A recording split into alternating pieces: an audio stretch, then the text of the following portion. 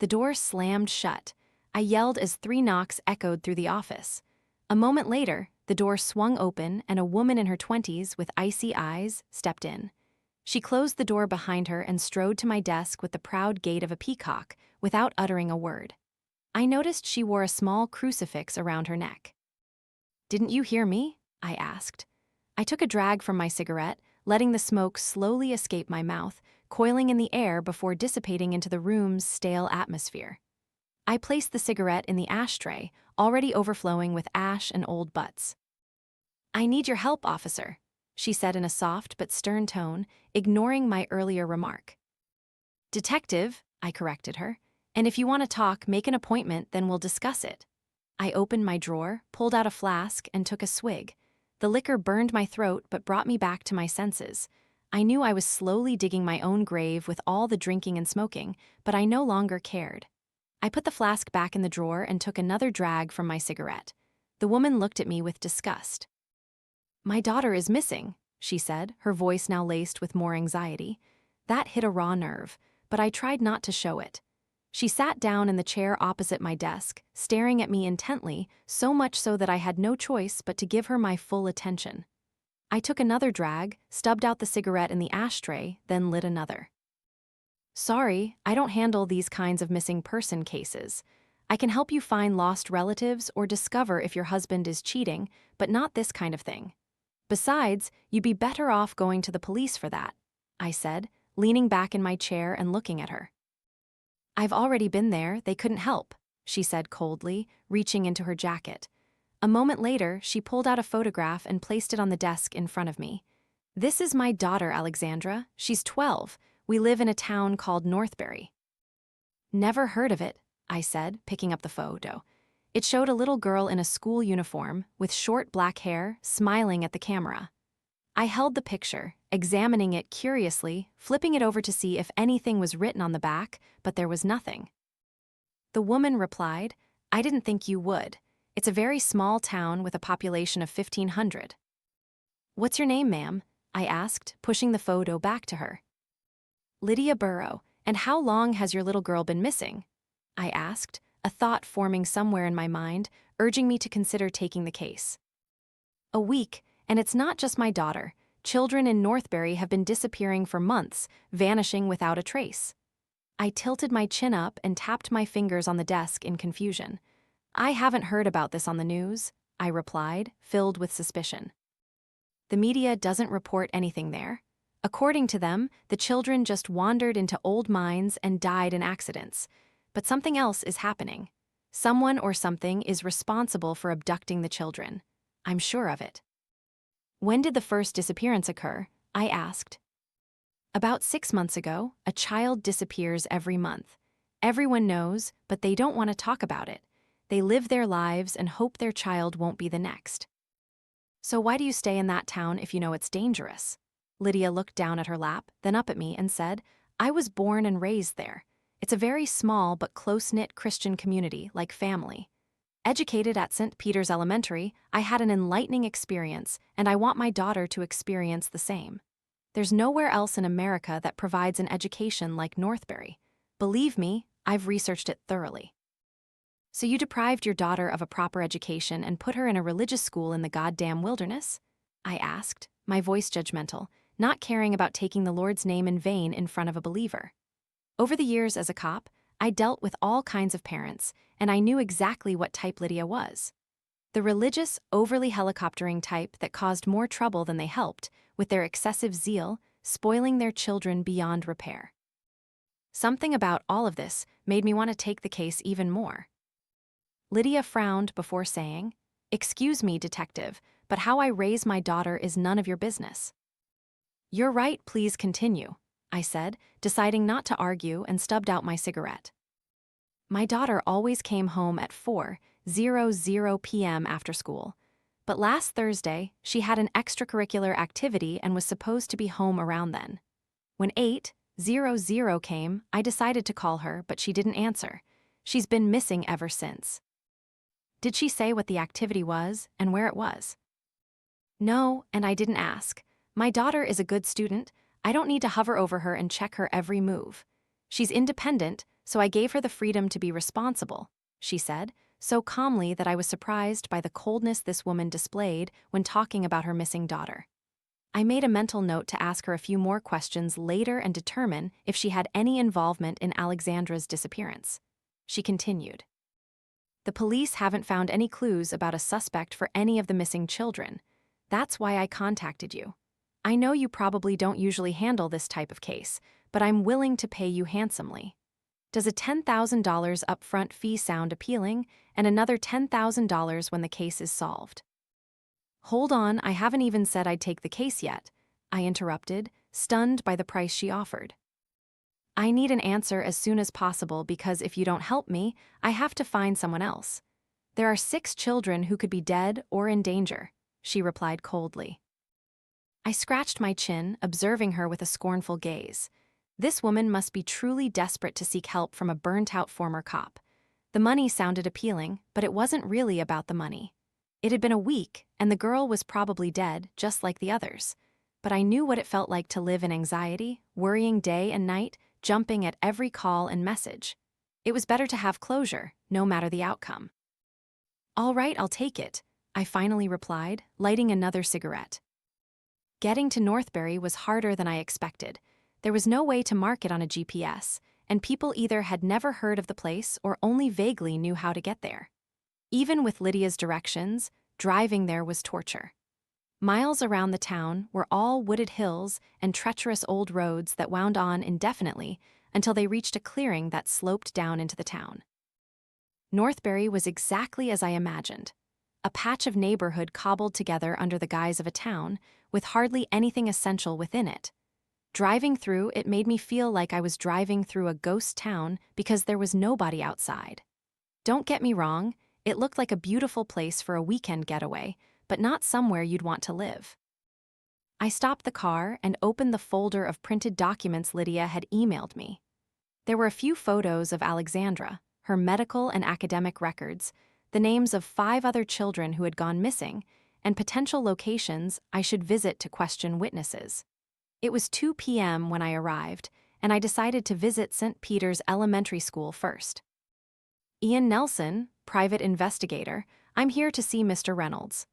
I introduced myself to the gatekeeper at the entrance. The old man lifted his bald head and smiled a half-toothed grin as he spoke. "Ah, detective, we've been expecting you. My name is Gerald. Please follow me." He kindly led me through the hallway. "The children are in class but will be dismissed in 10 minutes. "I see, you're the only one working at the gate, Gerald?" I asked as we went upstairs to the 2nd floor. "That's right. However, I have other duties to attend to, so I'm not always at the gate during specific hours.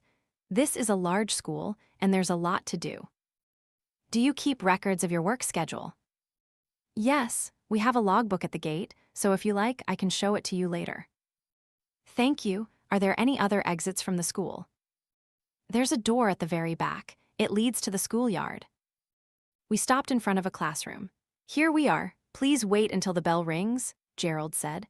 I nodded, and he left the hallway, his heavy footsteps echoing. I looked through the glass pane on the door and saw a relatively young teacher writing something on the blackboard and talking to students. I reached into my jacket's inner pocket and pulled out my flask. I took a swig and waited patiently until the bell rang. Just a few minutes after the bell, the doors began to swing open, and the murmur of children filled the hallway as they left their classrooms for a 5-minute break. Mr. Reynolds was still in the classroom, organizing some folders, so I seized the opportunity to step in and intercept him. "Mr. Reynolds?" I asked. He looked up at me and nodded, asking suspiciously, "Yes, how can I help you?" "I'm Detective Ian Nelson. I'm here to ask you a few questions about the missing children in Northbury." "Mr. Nelson, a pleasure to meet you." Mr. Reynolds shook my hand, and his demeanor suddenly seemed to shift from wary to friendly as a smile spread across his face.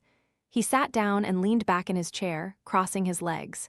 "So, how can I help you, detective?" he asked curiously. "Last Thursday, Alexandra Burrow had her last class of the day with you. Did you see where she went afterward?" I knew Lydia expected me to prioritize finding her niece, but all 6 children were equal in my eyes. However, I needed to follow the freshest trail. I'm afraid I don't know. I saw her leave class with her classmate, Emily Strong, that's all. According to police reports, Emily told the police that Alexandra stayed at school. However, she didn't know where. The report stated that Alexandra had an extracurricular activity to attend after school, but the school has no record of her having such an activity. That's right, I find that strange, Mr. Reynolds said, scratching his chin. I know the school is very, very strict about rules, and they try to keep a close eye on all students, especially with so many children missing in the past 6 months. I jotted down a few notes before looking back at him. What kind of child was Alexandra? I asked. Mr. Reynolds shrugged. Well, she was very attentive in class, one of the better students. There's nothing more I can say about her. Did you notice anything strange before she went missing? Mr. Reynolds said before snapping his fingers and continuing. She had an incident about a month ago. During gym class with Ms. Ambers, she seemed to be bullied by other girls in the changing room. I don't know the details, so you should ask that teacher.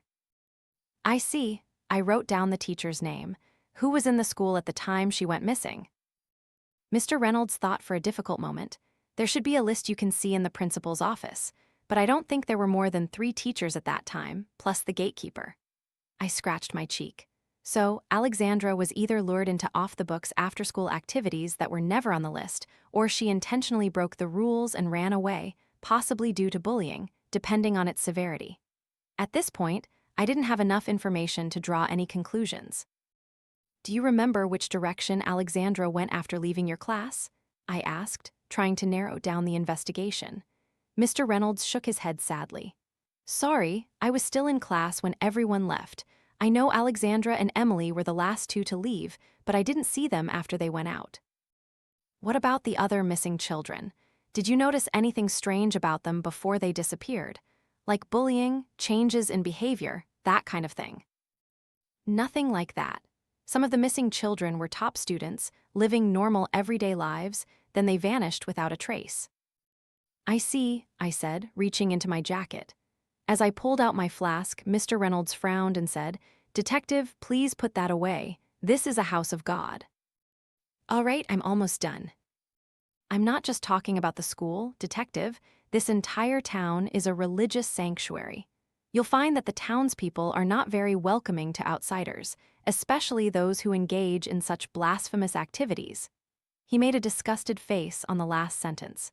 I had learned to ignore such remarks over the years. I had everything I needed here. Thank you, Mr. Reynolds, I said and left the classroom. I considered who could be potential witnesses, and the first person who came to mind was the gatekeeper.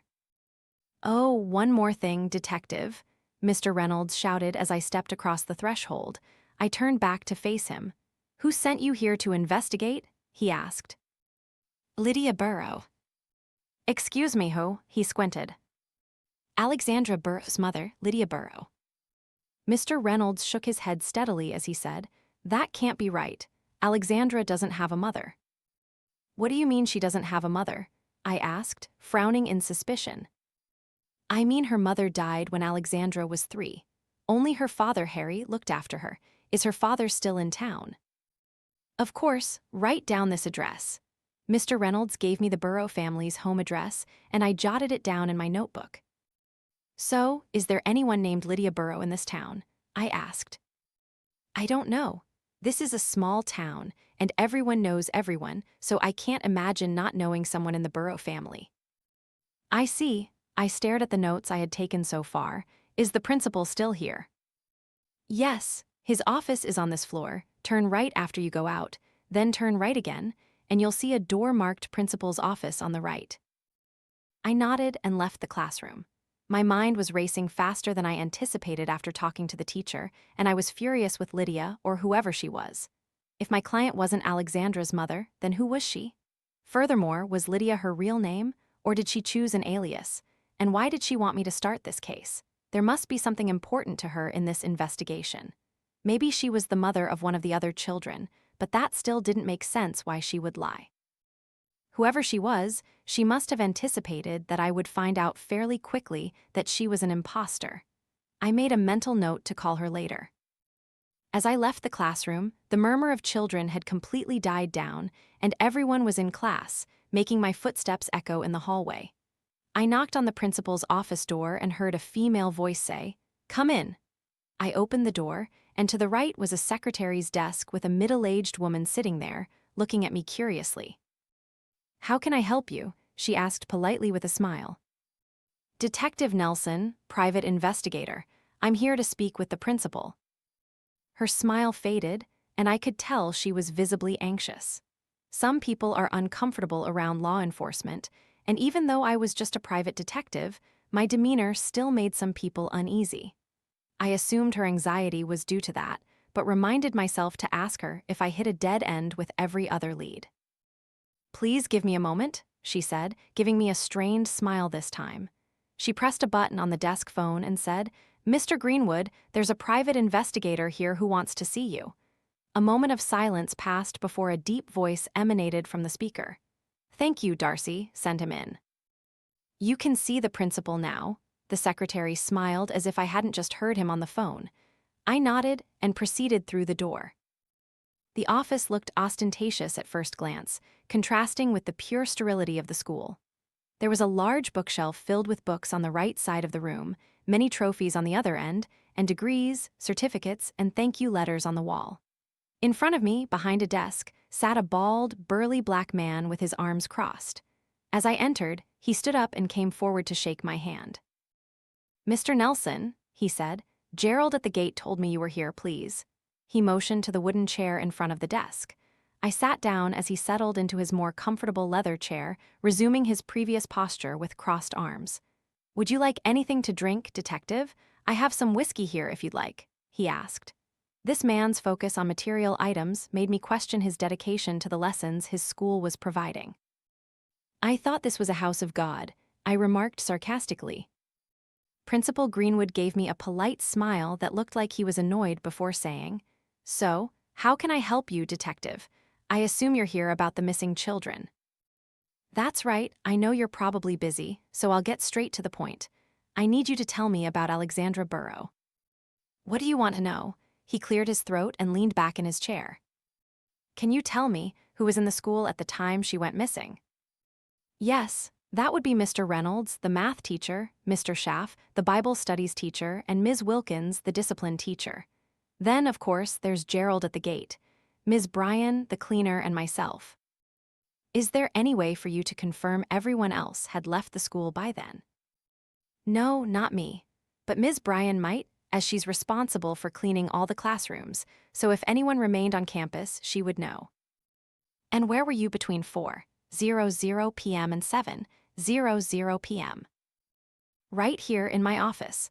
I usually have a lot of paperwork to do, so I stay late working overtime. But around 5:00 p.m. I went home." I took notes on everything while Principal Greenwood spun in his creaky chair, looking at me in anticipation. He glanced from my eyes to my notes. I continued. "All right, so what after-school activities did Alexandra usually participate in?" "She participated in many activities. I can't count them all, detective. You need to understand that she was one of our better students. She excelled in everything she did."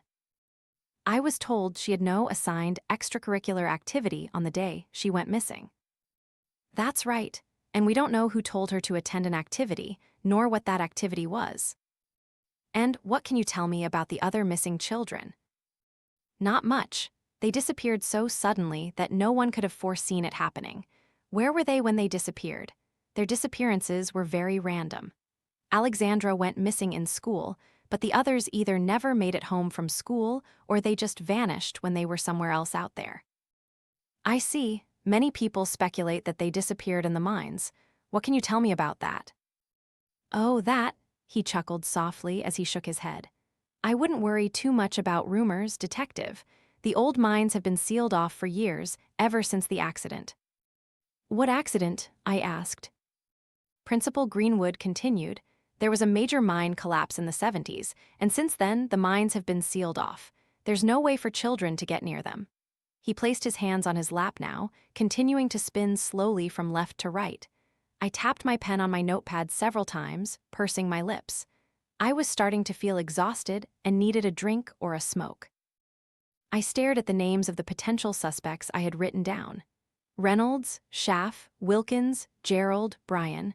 I had talked to Mr. Reynolds, but there was still a lot to do. I decided to narrow it down and follow the principal's advice by asking the cleaner if she saw anyone in the school last Thursday. That might help me speed things up. Is Ms. Bryan in the school right now? I asked, underlining her name in my notepad. Yes, go talk to Gerald.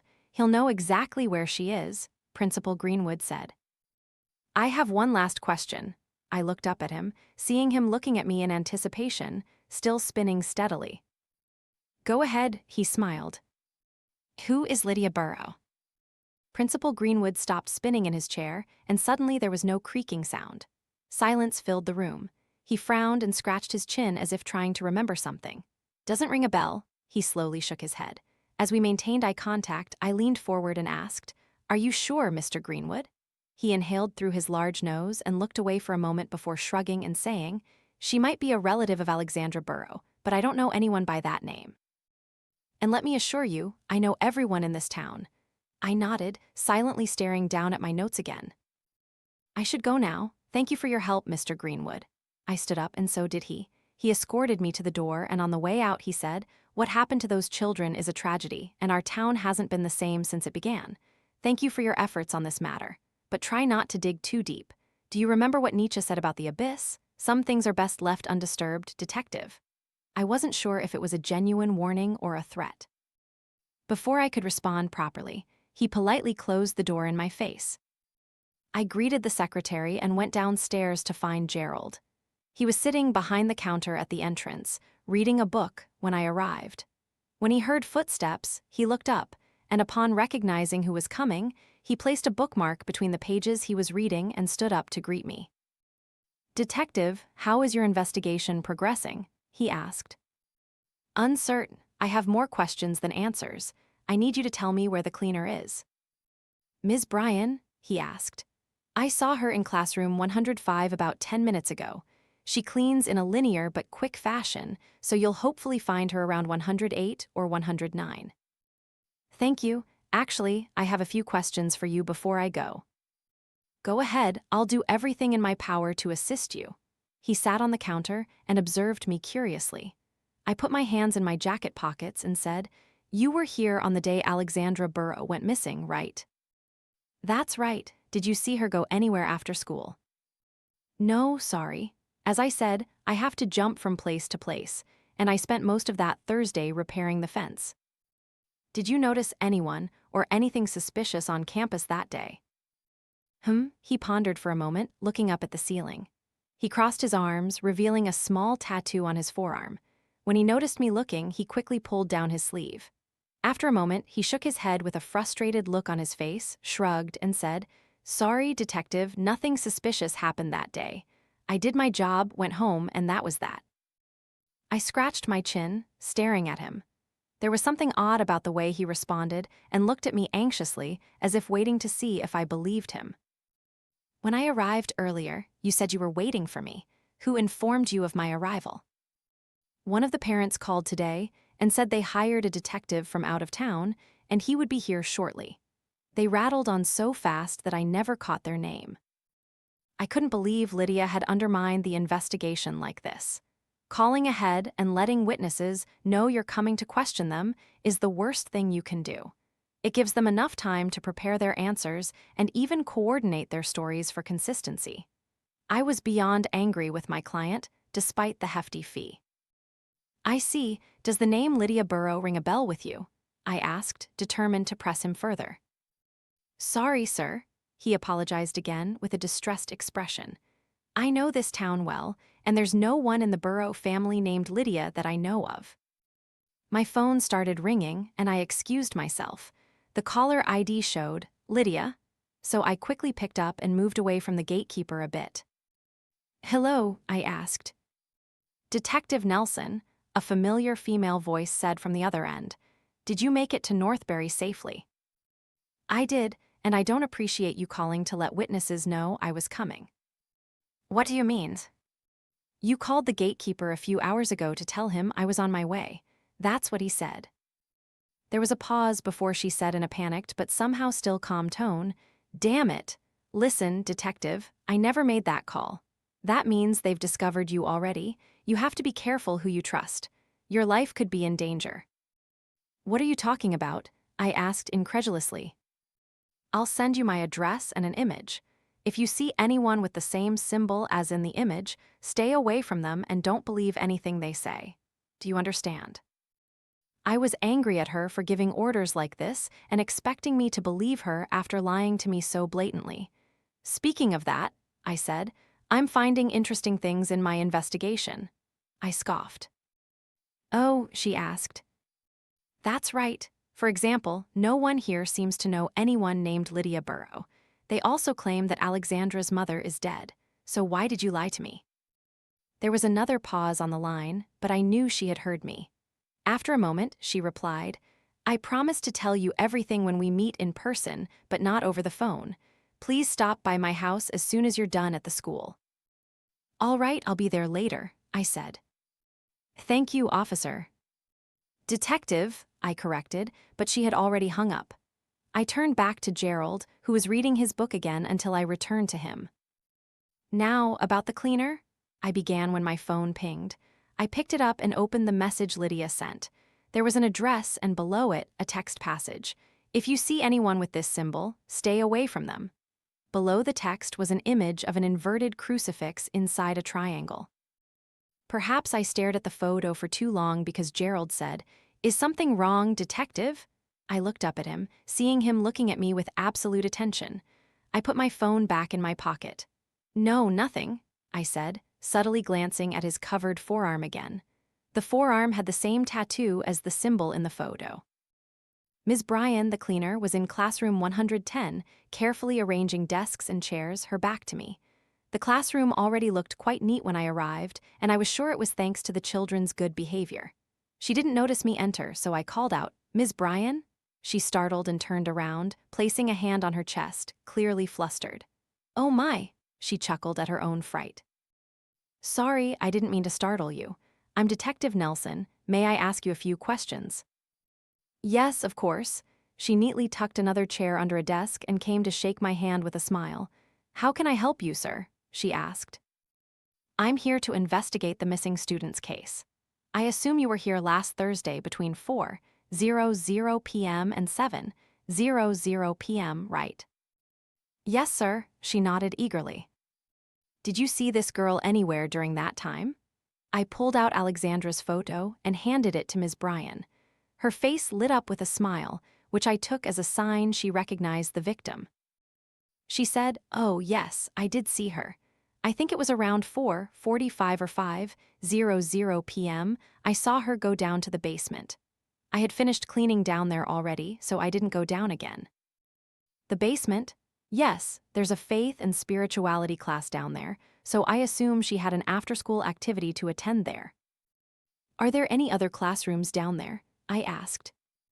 "No, the rest of the rooms are just for staff, like storage, the boiler room, and so on." "Who teaches faith and spirituality?" "That would be Mr. Myers."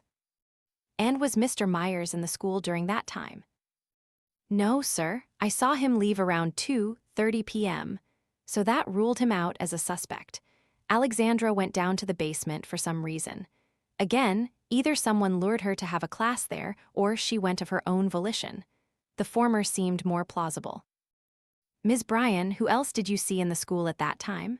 She looked away for a moment, thinking before saying, "Well, there was Mr. Schaff and Ms. Wilkins. Gerald was also here. Oh, and of course, Principal Greenwood." "Did you see any of them go to places outside their classrooms and offices? Places they shouldn't have been?" "I don't think so." She thought for another moment before saying, "No, actually, yes. Principal Greenwood left his office once. He went out to the schoolyard and was there for a few minutes before returning to his office." "Do you know why he went out?" "No, sir. Gerald was out there fixing the fence, so I assume he wanted to talk to him about something." "And when was that?" "Around 4:30 p.m. He returned to his office about 10 minutes later and left the school around 5:00 p.m. at the same time as Gerald. I left shortly after."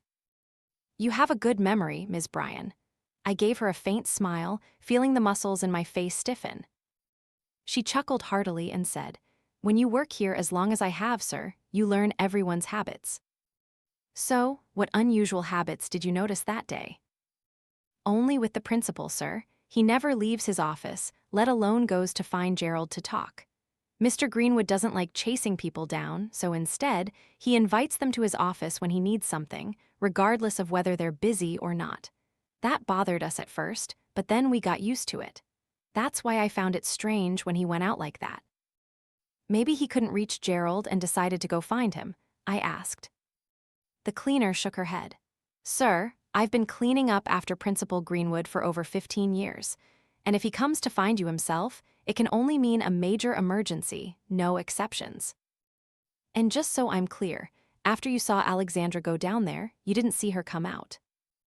No, sir, but I might have missed her because by the time she finished, I was probably on the 3rd floor. Is there any way you could have missed someone else coming in or out of the school? I asked. Possibly, sir, but that person would have to be very stealthy. That's all I need, Ms. Bryan. Thank you for your time. Of course, sir. Oh, and please don't tell the principal what I told you. I won't. I decided to go down to the basement to investigate the potential crime scene in hopes of finding evidence. On the way down there, I kept thinking about Gerald and his tattoo. What did that tattoo mean? Was this some kind of cult? Was that why Lydia wasn't being honest with me? If this was some illegal organization, then the entire police force could have difficulty breaking it up, let alone an alcoholic ex-cop on a solo mission. Gerald was suspicious, but so was the principal. Didn't he say he had a lot of paperwork to do and stayed in his office the whole time on the day of the disappearance? One would think he would mention going outside on an important day, such as the day a child went missing. If the cleaner's story was true, Principal Greenwood couldn't have gone down to the basement in time to harm the girl. But that didn't mean he wasn't involved. The basement was much colder than the other floors, and there were no lights on. I could understand how frightening it would be for children to walk through here, especially if they were alone at night. I found the faith and spirituality classroom and walked in. It resembled a chapel more than a classroom, with rows of benches on either side of the room, a small altar at the far end, and a blackboard on the wall behind it. I'd heard people say they often felt a surge of elation upon entering a house of God. But instead, I felt unease. I pulled out my flask and took a satisfying swig before putting it away and getting to work. As expected, the place was pristine and spotless. I doubted I would find any evidence but decided to search anyway. Just 5 minutes into my search, I caught sight of something in the corner of my eye. I would never have noticed it unless I had gone all the way to the other side of the altar. And once there, I saw a tiny crucifix tucked underneath, blending into the surrounding colors. I approached and picked it up between my index finger and thumb. It was tiny and covered in a layer of grime. As I lifted it, I realized the crucifix was actually a necklace, the same kind Lydia was wearing. I pulled out Alexandra's photo, and sure enough, she was wearing one in the picture. Of course, this was a religious school, so it could belong to anyone. But the thing was, I hadn't seen anyone else wearing it outside of their uniforms. Upon closer inspection of the necklace, I noticed it was broken at one of the links. This further solidified my hypothesis that something strange had happened here. I checked the nearby area, but found no traces of blood or anything else amiss. However, it had been a week, so anything could have happened since then. I cleaned the crucifix and put it in my pocket. If Lydia proved trustworthy, I would show it to her and ask if she recognized it. One thing was for sure, something had happened here, a struggle or something. The children here were so disciplined that it seemed impossible for them to be violent with each other, at least not around an altar which I assumed they were forbidden from approaching.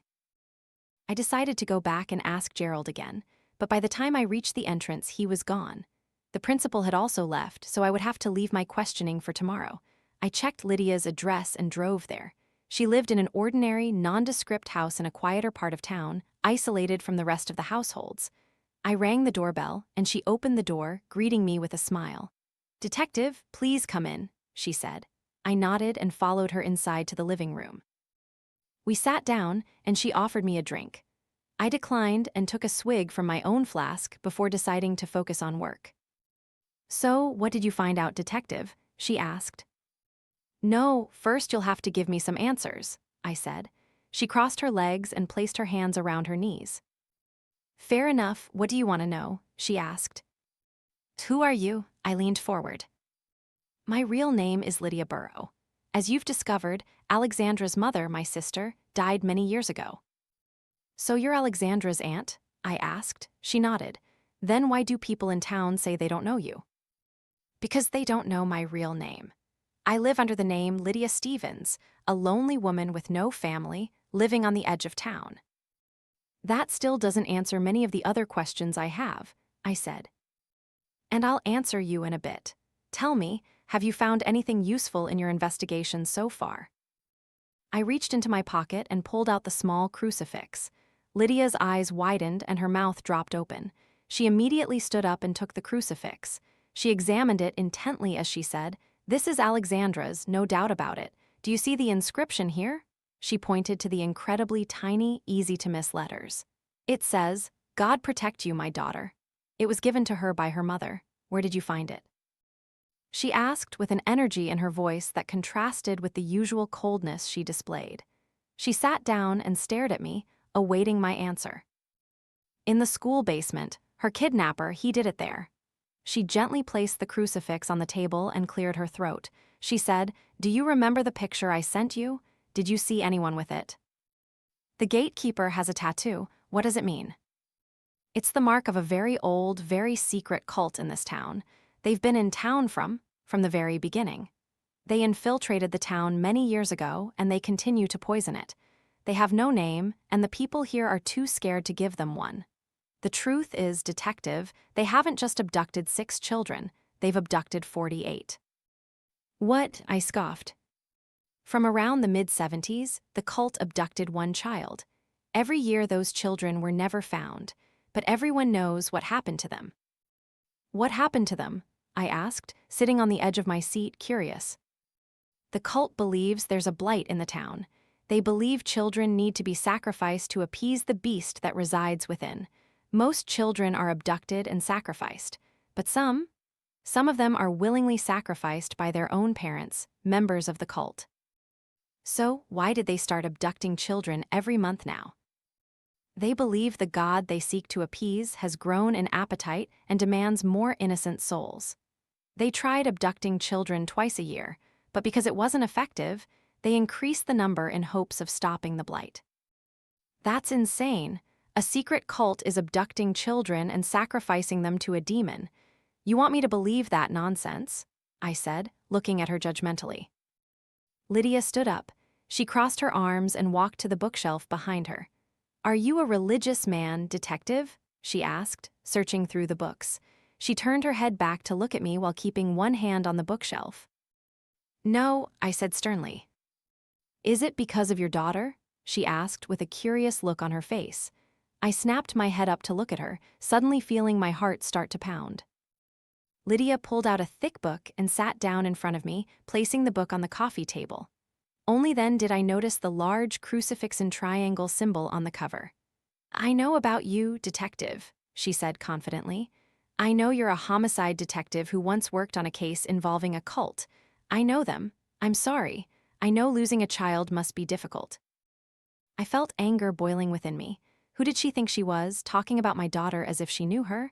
I took out a cigarette and lit it, stuffing my anger back in. I took a drag and said, "Sorry, but I don't think you do. Amber was only 8 years old, full of life, with a bright future ahead of her. She wanted to be a doctor. Her future was stolen by a sick bastard who burned her alive because he believed God told him to do so." Lydia looked down at the book with a sad look on her face. There was a long silence until I took another drag and said, "If there is a God and a Lord, then he's a cruel one for creating such monsters in the world. And he's even crueler for allowing innocent children to die in such horrific ways."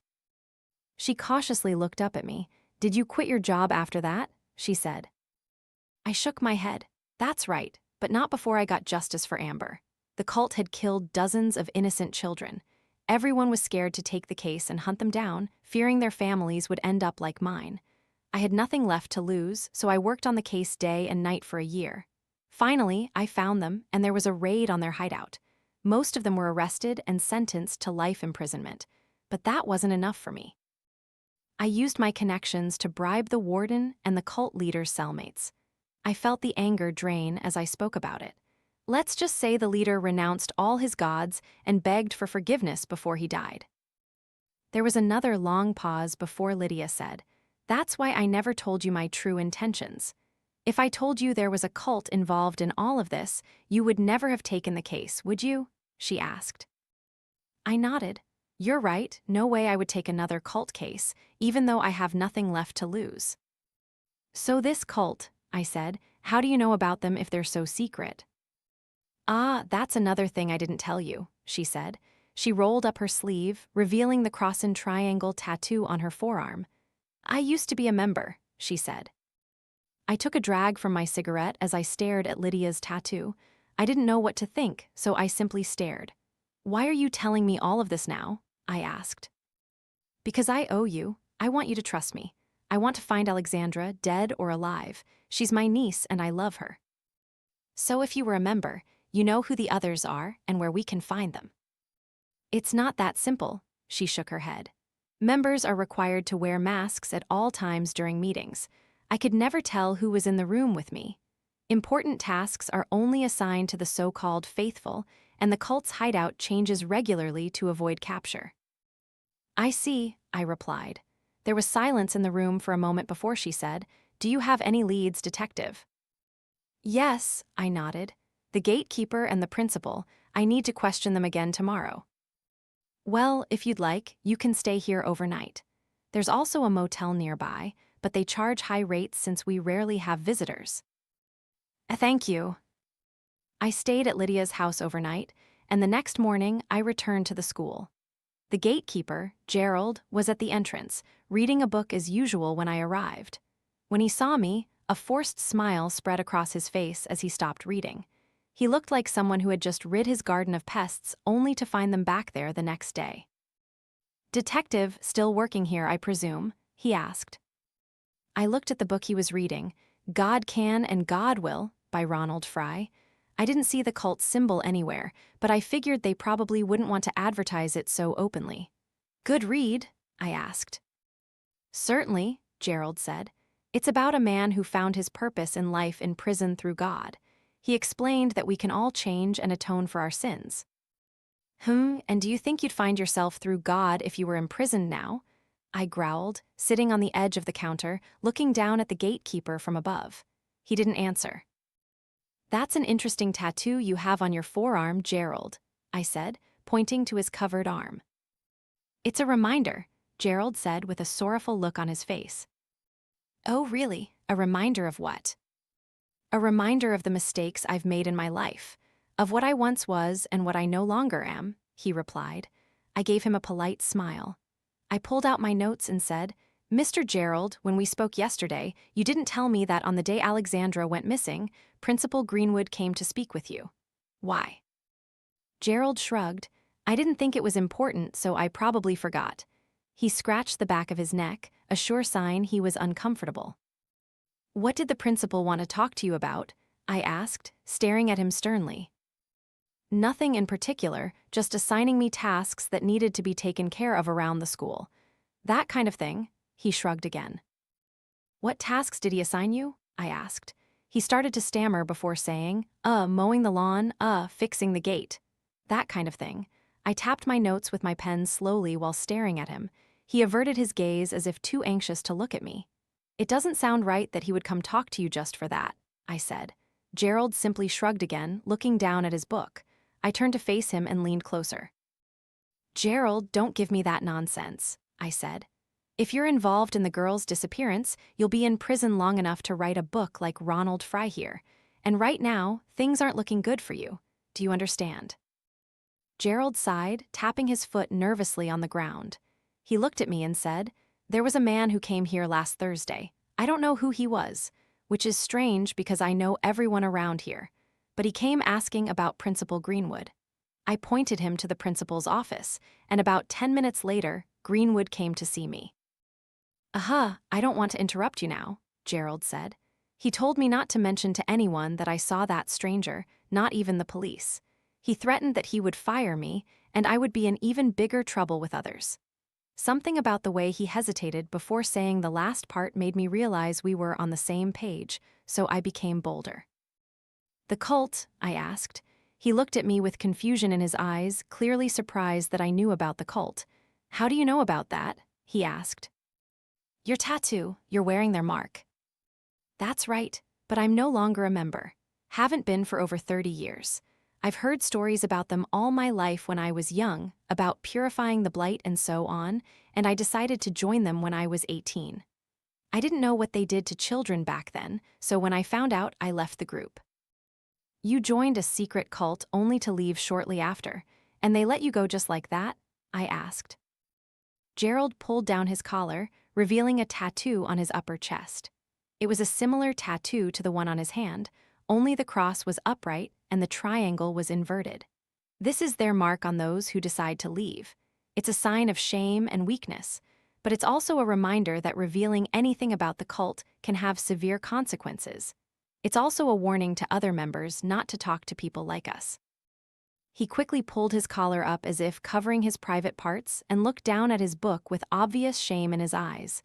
He said, "I know I shouldn't have listened to Greenwood, but the cult is stronger than you think. He threatened that my son could be the next to disappear if I talked. I had no choice. Do you understand?" I didn't really feel sorry for Gerald, even though I understood his circumstances. I put my notes back in my pocket and stood up. "Yes, I understand," I said. "The man who came to this school, what did he look like?" I couldn't get a clear look at his face because he had his hood up. "I see, I'll go visit the principal," I said, and left faster than Gerald could reply. Darcy looked up at me as I burst into the principal's office. I didn't stop to greet her but instead went straight to the door. Sir, you can't go in there," she yelled after me, but I was already in the office. I closed the door behind me and faced Principal Greenwood, who sat behind his desk with a confused expression. "Detective Nelson, how can I help you?" he asked, a bit impatiently, as I sat in the chair in front of him. "Principal Greenwood, yes, you can. You can start by telling me who you spoke to last Thursday. We already talked about this, Detective. I spoke to Ms. Bryan and Gerald. The cleaner said she saw you leave your office, which is strange for you, and Gerald told me about the suspicious man who came looking for you. Does anything in that jog your memory?" Principal Greenwood inhaled through his large nose and thought for a moment before saying, "There was a man in the school, now that I think about it, but he and I didn't speak." "Oh, really? Then why did he ask about you, and why did you threaten the gatekeeper?" Principal Greenwood licked his lips and frowned as if preparing to say something momentous. "Detective, I don't appreciate you barging into my office like this with false accusations. You're not a police officer, so you have no authority here. Now, why don't you get your drunken ass out of here before I throw you out?" He stared at me with crossed fingers, his lips distorted into a thin, straight line, and he scowled. I looked at him for a moment. I nodded in defeat and stood up, walking toward the door. There was a key in the doorknob, so I turned it and locked the door. I put the key in my pocket and strode back to the principal. His anger turned to confusion. "Hey, you're—" Before he could finish the sentence, I punched him in the face, knocking him out of his chair and onto his back. He clutched his face in pain, and I grabbed his hand, pulling his arm up and pushing up his sleeve. Sure enough, the cult's tattoo was on his arm, prominent on his large arm. I punched him in the face one more time and grabbed his shirt. "Who did you talk to?" I spat at him while he stared at me with wide, frightened eyes, gasping for breath. "You're crazy, I didn't." Before he could finish, I punched him in the face again, then in the stomach. He coughed and raised his hands as a sign of surrender, saying, all right, there was a guy who came into my office here on Thursday, but I don't know what he wanted." Principal Greenwood moaned. "Liar," I yelled and prepared to punch him again. "Wait, please, I'll tell you everything." There was a knock on the door and Darcy's faint voice as she asked, "Principal Greenwood, is everything all right?" The principal looked toward the door and yelled, "Darcy, call." I punched him again before he could say anything more, and he groaned in pain. My patience was almost at zero at that point, so I reached behind my back and pulled out my pistol. The principal was even more terrified by this. I pressed the barrel of the gun to his forehead and yelled, "Talk, damn it, I can't. They'll kill me." I'm about to kill you too, so talk." I don't know his name, I swear. He's a new member of the cult, and he came to the school as arranged to abduct Alexandra. I cocked the gun back. Principal Greenwood began to speak even faster. I arranged a fake after-school activity for her to attend, so she went down to the basement. The guy with the scar went down there to abduct her, and that's the last I heard of either of them. I swear. Where is she now? Where? I yelled. I don't know, he replied. I was just told to organize the abduction.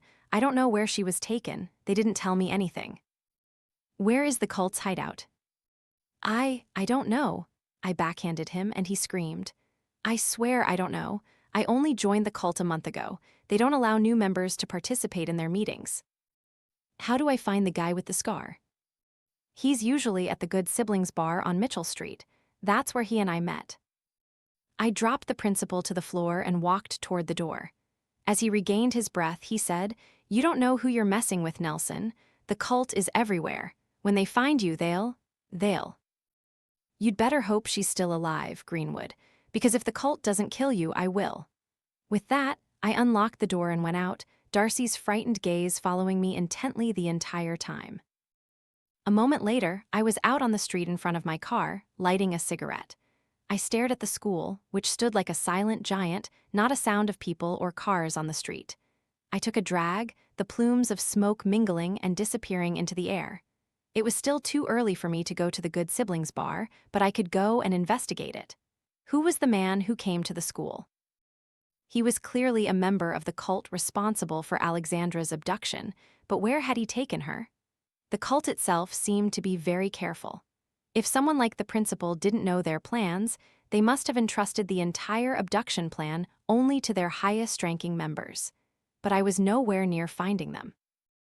I was about to open my car door when I heard a gun being cocked behind my head.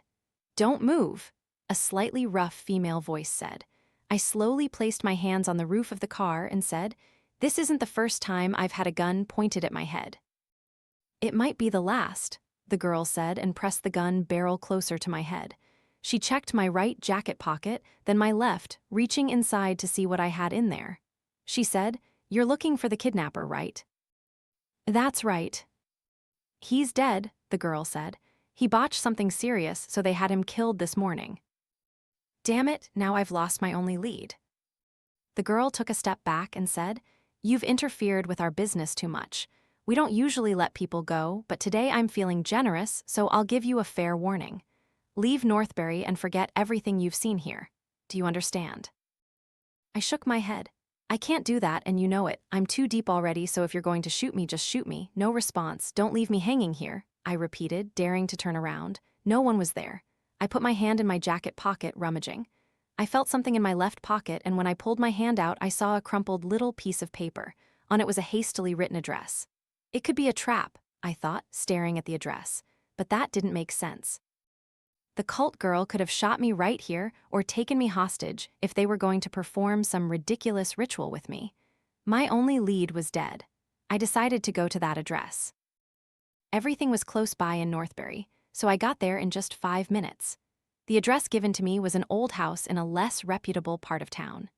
I assumed this was one of the bleak places that would be omitted from brochures if they wanted to promote tourism here. I considered waiting in my car for the person living there to come out so I could catch them by surprise. But due to the fact that there were no other cars around, I was as easily spotted as a polar bear in a jungle.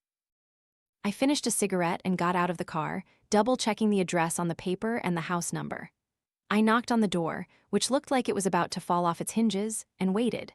There were sounds of muffled, faint voices from inside and heavy footsteps echoing from within.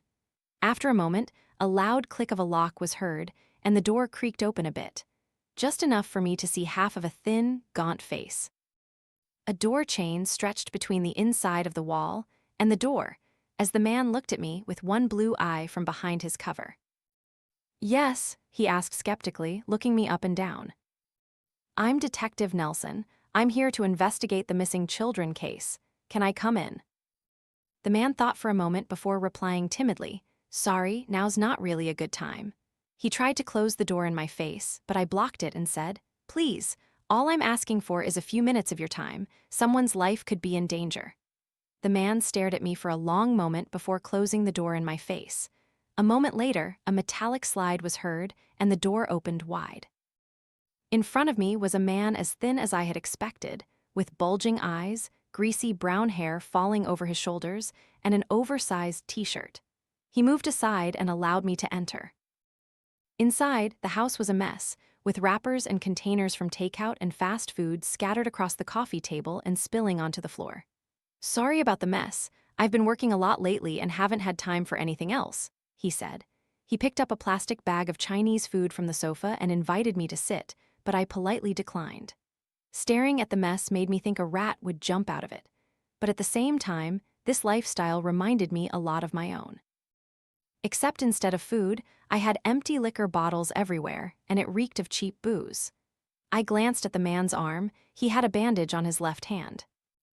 "Are you injured?" I asked. "Yes, broke a glass in the kitchen a few days ago," he said, looking at his arm, then back at me. "Can I take a look? It could be serious," I said. "It looks really bad." "I don't think that's a good idea." The man suddenly became anxious. "I'm fine with that, but I need to check to make sure you don't get infected. I really don't, please." "I absolutely must see. It's an order," and he knew it. He hesitated, looking as if he was thinking of what excuse to use. A moment later, he began to unwrap the bandage. I put my hand behind my back, ready to draw my gun in case he tried to do something stupid. The layers of bandage came off one by one until they turned pink, then red.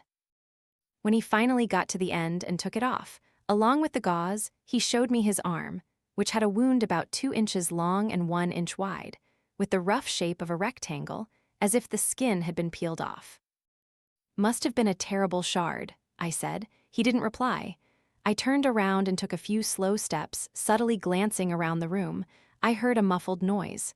"Is anyone else here with you?" I asked. "No, just me," the man replied a bit too quickly. Just then, there was a loud noise from a nearby cupboard door to my right. "What was that?" I asked. "Nothing, just the washing machine," the man said, staring at me with the face of someone playing hot and cold with a friend and hoping they wouldn't look in the right place. I ignored him and drew my gun. I grabbed the cupboard door handle and readied my gun. "Detective, wait, don't open it," the man yelled, but it was too late. I had swung the cupboard door open and pointed my gun at the silhouette sitting inside. I immediately lowered my gun at the sight before me. A little girl with messy black hair, dirty school clothes, and frightened eyes. It was Alexandra. "Detective, I can explain. It's not what you think," the man said. "Shut up," I pointed the gun at him. "Get on your knees." "You don't know what you're doing," he said. "I said get on your knees." The man looked down, then swung his arm, throwing a nearby lamp toward me. It hit my shoulder, and in that moment the man lunged at me. "I can't let you take her," he said. As we struggled with the gun, a shot rang out and the man fell on top of me. Alexandra screamed and I pushed my attacker off me. His lifeless body fell onto its back, staring blankly at the ceiling. He was dead. "Alexandra, it's all right. I've come to save you," I said, motioning for her to come to me. I wasn't sure if I should trust the police. The cult seemed deeply entrenched within the town, and I couldn't tell if the police were involved. I called the only person I could trust, Lydia. Lydia arrived in a few minutes. Upon seeing Alexandra, she breathed a sigh of relief and rushed to embrace her niece. But that was all.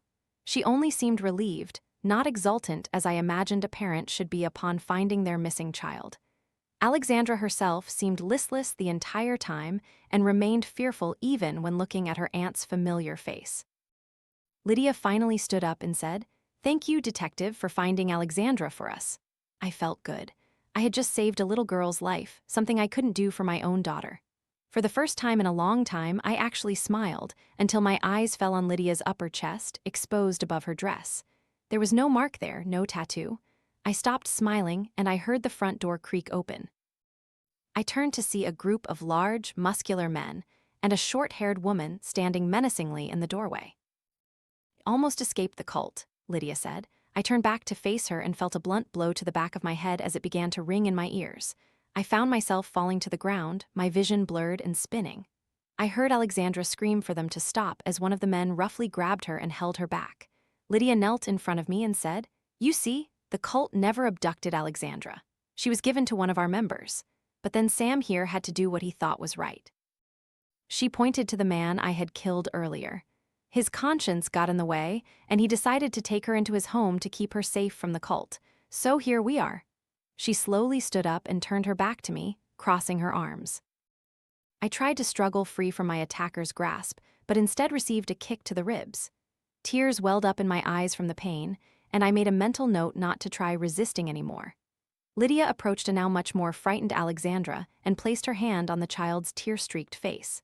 But now that she's here, we can finally proceed with the sacrifice ritual, Lydia said, for the first time with some audible emotion, audible happiness in her voice. She walked around me and left the room while the man holding Alexandra followed. "What do we do with the pig and the traitor?" the man holding me asked. "Leave him to me," the short-haired woman said as she took my gun from one of the men. I recognized that voice. "All right, return to the sacred site right after you deal with them," the man holding me said, and I felt his grip loosen. Soon, everyone had left the room except Sam's body, the woman, and me. She walked to the window and looked out before pulling down the blinds, making the room even darker. She stood in front of me, looking down as she gave me a disgusted look. "You stupid fool," she shook her head. "What were you thinking, trusting Lydia?" She threw my gun down in front of me. It clattered on the floor. She walked to the door and opened it. When she saw me staring at her in confusion, she rolled her eyes and said, "Come on, let's go, old man, we have to get to the mines." I stood up with a loud groan. "I'm not that old," I said. As I tucked my gun behind my back, the short-haired girl was already outside, waiting in front of my car. I strode to her and opened the door. My mind was still racing a million thoughts a second, and I didn't even stop to think if she was going to betray me. Like Lydia, that wouldn't make sense. They had me pinned down already. She didn't need to let me go, right? We got in the car, and she said, "Just drive straight, I'll tell you when to turn," and stomped on the gas. She was stern in her demeanor, and the first thought that came to mind was poor her husband. The tires screeched as we sped away. "If we're fast, we should get there before they kill her," she said. "You're the one who held me at gunpoint earlier today, right? The one who gave me the address," I said, subtly glancing at her. She nodded and placed her elbow on the window, revealing the cult's tattoo. "Yes, my name is Melissa. I've been trying to find Alexandra for weeks." "What do you do?" I asked. "That's right. I infiltrated the cult to find out what was happening to the missing children. But since I'm relatively new, I couldn't do anything openly because they were watching me, so your timing was excellent, detective." I scoffed, shaking my head. "Are you a cop?" I asked.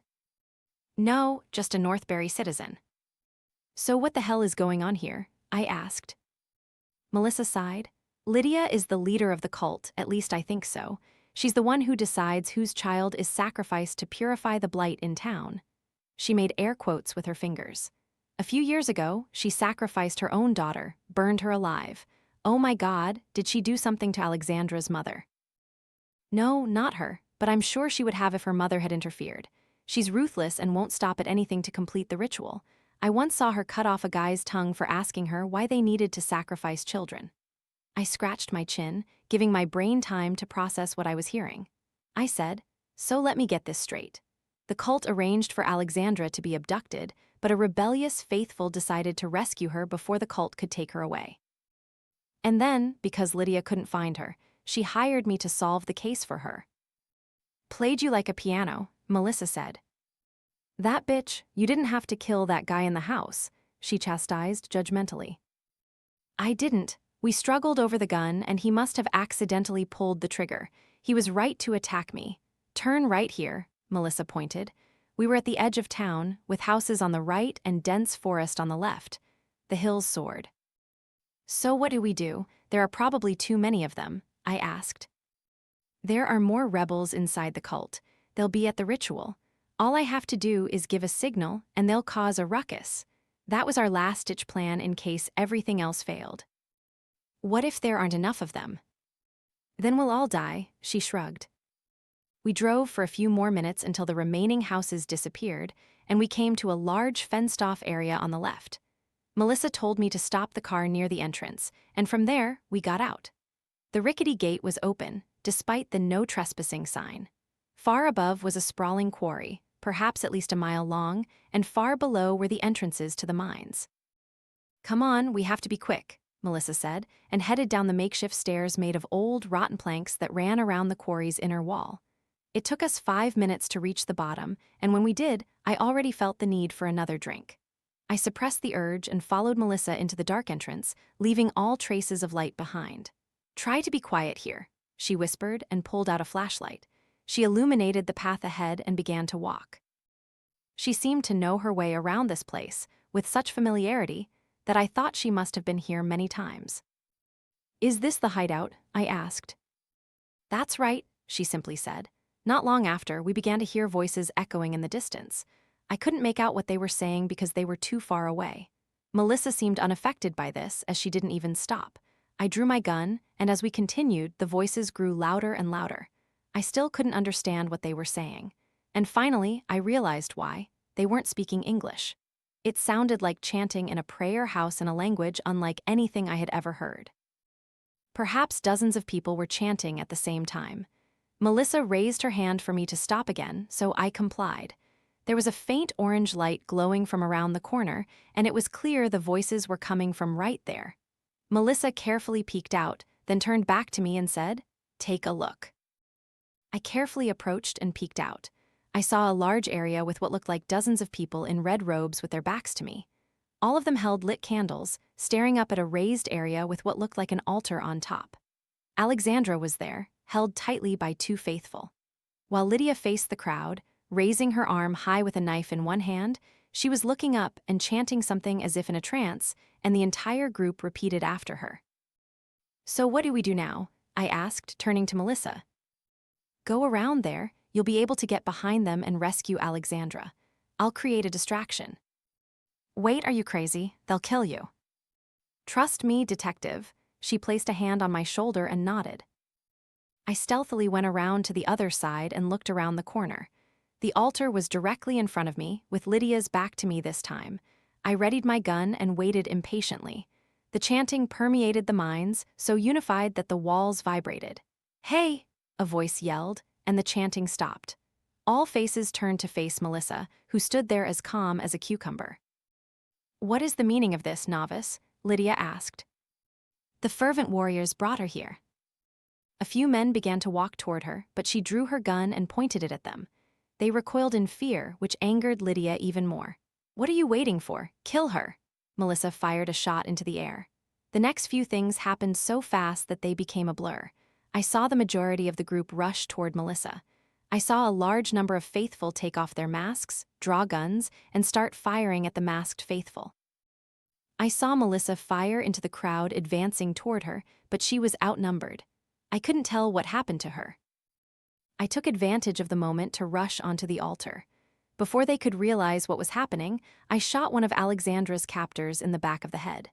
The other turned around, and when he saw me, he took a few steps back, ready to run. I shot him too, because why the hell negotiate with brainwashed fanatics? "Alexandra, come on." I held out my hand to her, and she immediately took it, though confused in the entire chaos. "We have to run." Suddenly, the entire place began to shake, and I lost my footing. Something that sounded like a deep, colossal moan echoed throughout the entire mines. An earthquake. The ceiling began to collapse. Large chunks of rock fell, crushing many faithful and underground rebels. "Detective, stop!" Lydia screamed, staring at me. She had a worried and desperate look on her face. "You don't know what you're doing. The blight must be stopped. We must sacrifice." Her words were cut off as a large slab of the ceiling fell directly on top of her, leaving nothing visible but her hand sticking out from under the rock, blood flowing. I remembered feeling a sense of satisfaction, seeing Lydia's life extinguished like that. "Come on," I yelled at Alexandra and pulled her. "Wait," she said. "You're right, we have to complete the ritual." Alexandra said. I couldn't believe what I was hearing. They had brainwashed her. If we don't, the whole town will die. "Damn the town," I retorted and picked her up despite her resistance. "I won't let you die here." She struggled against me, but I ran. Melissa ran across our path. She was heavily battered but still alive. She led us out as the entire place continued to shake more and more violently, the deep groan growing louder and louder, sounding like some beast we had awoken from a long slumber. Many faithful were running in panic, while some knelt, seemingly praying, but most were already dead. "We're almost there, come on," Melissa yelled. I gasped like an asthmatic at that point, barely keeping up in my poor condition with a little girl on my shoulder. I cursed myself for letting myself get into such bad shape. I saw daylight and it gave me new hope, so I ran even faster despite my burning lungs and legs. We made it out, but we didn't stop for another 10 seconds. There was a loud crack, and suddenly the ceiling collapsed, blocking the mine entrance. About a dozen people had escaped, fleeing in panic, both faithful and rebels. I couldn't be bothered to chase them. The final tremors beneath the ground subsided. The screams of the people died down, and then everything was silent. I put Alexandra down on the ground, gasping for breath. "Alexandra, are you all right?" Melissa asked the child. She hugged her and stroked her hair to reassure her. I'm all right too," I said ironically between breaths, chuckling at my own joke. Melissa looked at me with compassion and said, "Thank you, you saved her life." "What about the cult?" I asked. "They'll be back. The surviving members will reorganize the cult to prevent the blight from spreading." "Ah, damn them all," I said. "Hey, watch your language," Melissa chastised, looking at Alexandra. She motioned to me not to curse around the child. I stared at the mine entrance, processing what had just happened. As I looked, I saw traces of coal and tar scattered on the ground, stretching from the entrance like veins. The wind must have blown some out of the mine. "We'll take Alexandra back to her father, and I've decided to stay in Northbury a bit longer. The cult must be eradicated, and I can't leave. Many of the wanderers have surrendered, but I won't stop until every last one of them is no longer a threat." It wasn't until about a month after rescuing Alexandra that I heard news that people living near the mines had to evacuate. I asked Melissa what was happening, and she threw a few photos onto the table in front of me. I flipped through them. They were photos of the mines and the houses we saw on the way there. But something was wrong. The traces of coal I saw on the ground at the mine after we escaped had spread much further now. The entire quarry was completely black, covered in a tar-like substance, and much of it had crept onto the road and even engulfed some nearby houses, making them look as if they had been dipped in tar. The black substance ended in the middle of the street, spreading at the edges like it had in the quarry, like tree roots or menacing veins reaching out to swallow the road. "What the hell is that?" I asked Melissa, pursing my lips. "The blight," she said. "It started a few hours ago. Today was supposed to be my day off, and I was going to laze around the house eating junk food all day. I brought a pile of snacks and drinks into the living room, feeling no remorse, even though I knew I was about to gain a few pounds. I turned on the TV and jumped onto the sofa, scrolling through Facebook while a movie played in the background. Around 5:00 p.m., I got bored and decided to get up and stretch my legs a bit. When I returned after my excuse for a healthy smoke, I saw that the movie on the TV was gone, replaced instead by one of those emergency broadcast screens with colorful rectangles. A male voice echoed from the TV, "Repeat, do not under any circumstances leave your home. This is not a drill. Repeat, this is not a drill." 5-second pause. "Dear citizens, this is an emergency announcement for your own safety. Please lock your doors and windows immediately and under no circumstances leave your home. Repeat, do not under any circumstances leave your home. This is not a drill. Repeat, this is not a drill." The announcement kept repeating. I switched through a few other channels, only to find static. At first, I laughed because the situation was so absurd. It couldn't be real, could it? Then it suddenly dawned on me that maybe we were under attack North Korea or some terrorist incident. Anyway, I turned off the TV and decided to lock the doors, close all the windows, and draw the curtains tightly. But before I did, I looked out the window, only to see the street deserted and nothing suspicious. I sat back on the sofa and messaged my friend on Facebook, asking if he saw a similar announcement. But he didn't reply, and Messenger showed he was online 10 minutes ago. As I scrolled through the rest of my newsfeed, I didn't see anything unusual on my friend's pages. I Googled the news, searching for my town, but found nothing. I started to relax, thinking it was indeed just a prank or a technical glitch. But then I heard something outside, sounding like someone giggling, but it only lasted about a second before cutting off. I held my breath and listened, hearing another giggle just as short and muffled. Then a female scream was suddenly cut short, as if the person screaming had been muted with a pause button. I went to the door carefully, looked through the peephole, but saw nothing unusual. Then another scream, very short and almost inaudible. I decided to go to the window, thinking I could get a clearer view. I slowly pulled the curtain aside just enough to see a portion of the street, and my heart almost exploded. Standing directly in front of me, her face pressed against the glass, was a woman staring at me. Her eyes were bloodshot and wide open, looking as if they were about to pop out. She growled, revealing stained teeth and dark red liquid, fogging up the window every second. Her hair was messy and dirty, her fingernails full of mud. I screamed and recoiled, knocking over a table lamp in my panic. I stood there for a moment, staring at the curtain, knowing the woman was still right behind it because I still occasionally heard soft tapping and scratching on the glass from her fingernails. Then she spoke. "Open the door, please, please, they'll find me." I stood there stunned. "Please, I know you're in there. Open the door, please." I reached for my phone and dialed 911 with trembling hands, but it reported no signal. I tried a few times, but still no signal. "Please let me in. Let us in."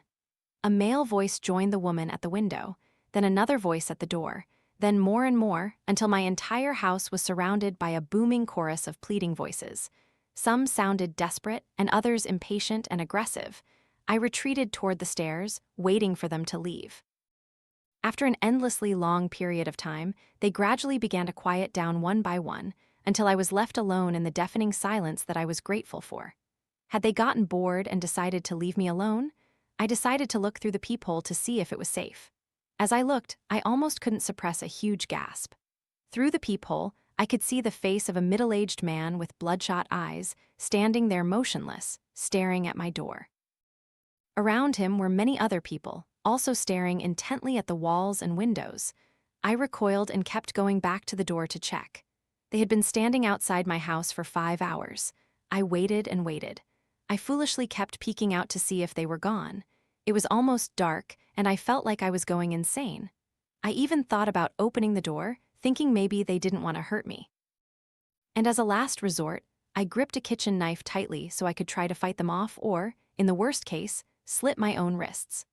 Thoughts raced through my head about them breaking down the door and tearing me apart limb from limb with their bare hands, so I didn't want to find out what they intended to do to me and how creative they were. As I sat there trying not to make a sound, I decided to look outside one last time. As I looked out, I saw the people still standing in their original positions, still staring at my house. But then there was a sound that seemed like 3 deliberate gunshots from a few blocks away. Almost immediately, the people snapped their heads toward the sound, and without hesitation, began to run quickly toward the source of the sound. Some screamed along the way or made animal-like noises. I thought there might have been about 10 or 20 people surrounding my house, but I was wrong. As I looked through the peephole to see them leaving, more and more people kept running past my house for almost a full minute, making me think for a moment that the crowd would never end. But finally, everything became quiet, and there was no one or no sound near my house anymore. That's it. I'm safe, I thought. I leaned back against the door and breathed a sigh of relief. Then I heard another voice. I looked back through the peephole and saw someone across the street. A black woman and a middle-aged man were moving cautiously toward my house. In a crouched position, the woman held an axe, and the man seemed to be carrying a baseball bat. "Hurry up, they'll be back soon." The woman motioned for the man to follow, and they stopped directly in front of my house. "Hey, are you in there?" She tried to speak softly but loud enough for me to hear. "Hey," she knocked on the door, "you need to come with us right now. Those crazy people will be back soon." I gripped the knife tighter and held my breath. "Listen, we're not one of them. Hurry up and open the door." "He's not going to open it," the man shook his head. "Let's go." Perhaps because at that moment I wanted so desperately not to be alone anymore, I quickly unlocked the door and cracked it open a bit. "Hey," I called to them from behind the door, hiding the knife. "Finally," the woman said, "hurry up, they'll be back soon. We need to evacuate." "Wait, the broadcast said we should stay inside," I argued. "Damn the broadcast. No one's coming to help. Come on, or we'll go to the evacuation point without you." I knew there was no time to argue, and even less time to pack my belongings before those monsters returned, so I just locked the house door and left the key in a nearby bush. "I'm Angela, and this is Travis," the woman said. "Follow this way, it'll be safe to leave the neighborhood." I introduced myself and asked what was happening. Not exactly clear. Everyone suddenly started acting crazy. The town has been locked down, but there's a small checkpoint where we can get out. They have soldiers there, Travis said in a raspy voice, so it's safe to wait this out outside of town. You know, I asked. I'm not too sure, but that's our best shot. First, we have to find our guy, Angela said. He insisted on firing a few shots to distract them and save your life. He'll meet us at the gas station. The walk to the gas station was uneventful. The streets were deserted, but we saw crashed cars and a few bodies in the distance. I had never seen dead bodies before, let alone bodies as mangled and dismembered as these. So I tried to look away and not think about how these people had died.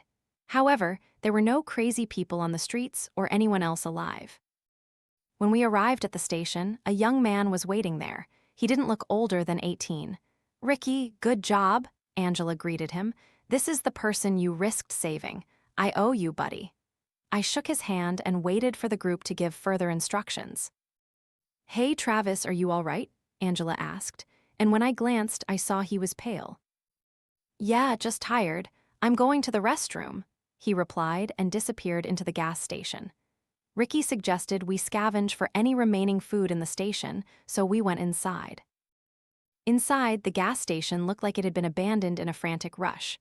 Some items were knocked over, the floor was stained with liquid from broken bottles, and most of the shelves had been ransacked. Ricky assured us that he had searched the place and it was safe, but I still felt uneasy, as if one of those things would jump out at me from around a corner.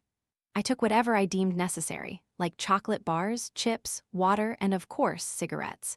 Who knew when you might need them? I went into the restroom to pee and heard a loud noise from inside. "Travis, are you all right?" I called.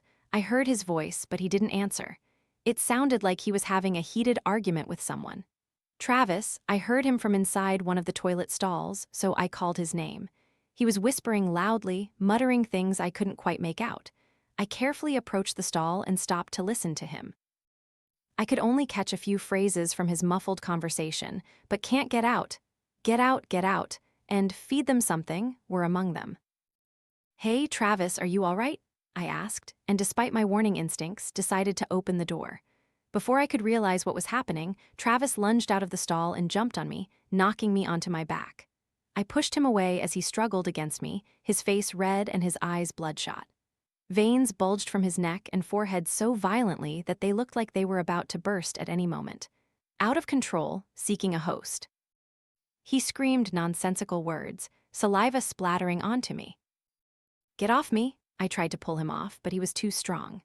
The restroom door burst open, and Angela and Ricky rushed in, yelling at Travis to stop.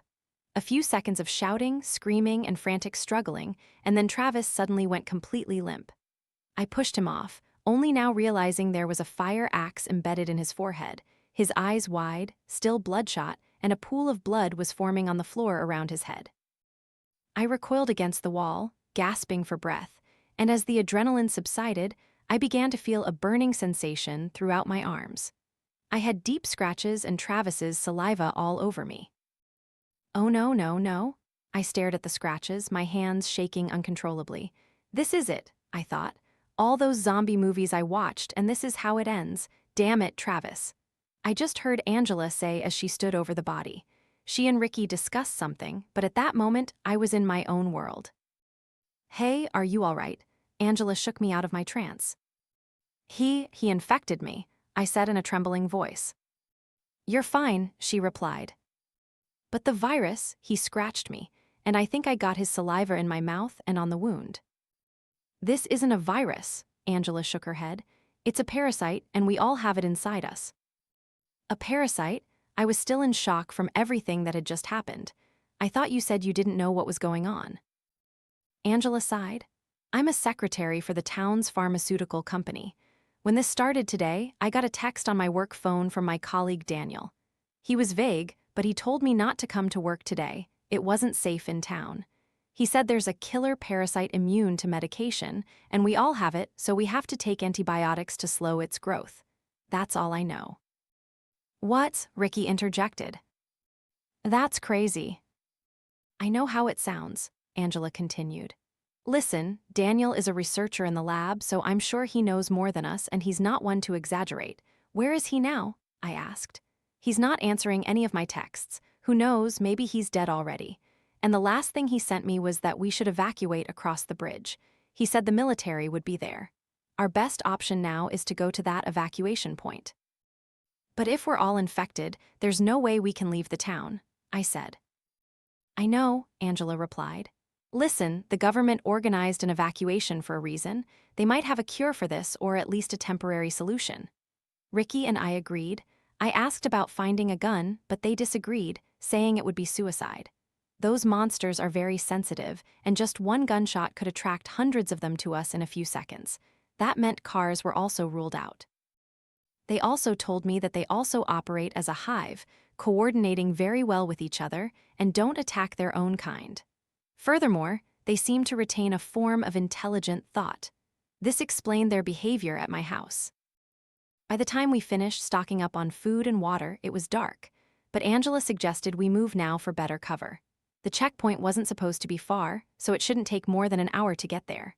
Each of us took an antibiotic that Angela had brought. Hopefully, it would slow the parasite until we reached the checkpoint. I thought the town would be filled with screams and other inhuman sounds made by those things. And I was right. The sounds were distant but ever-present around us.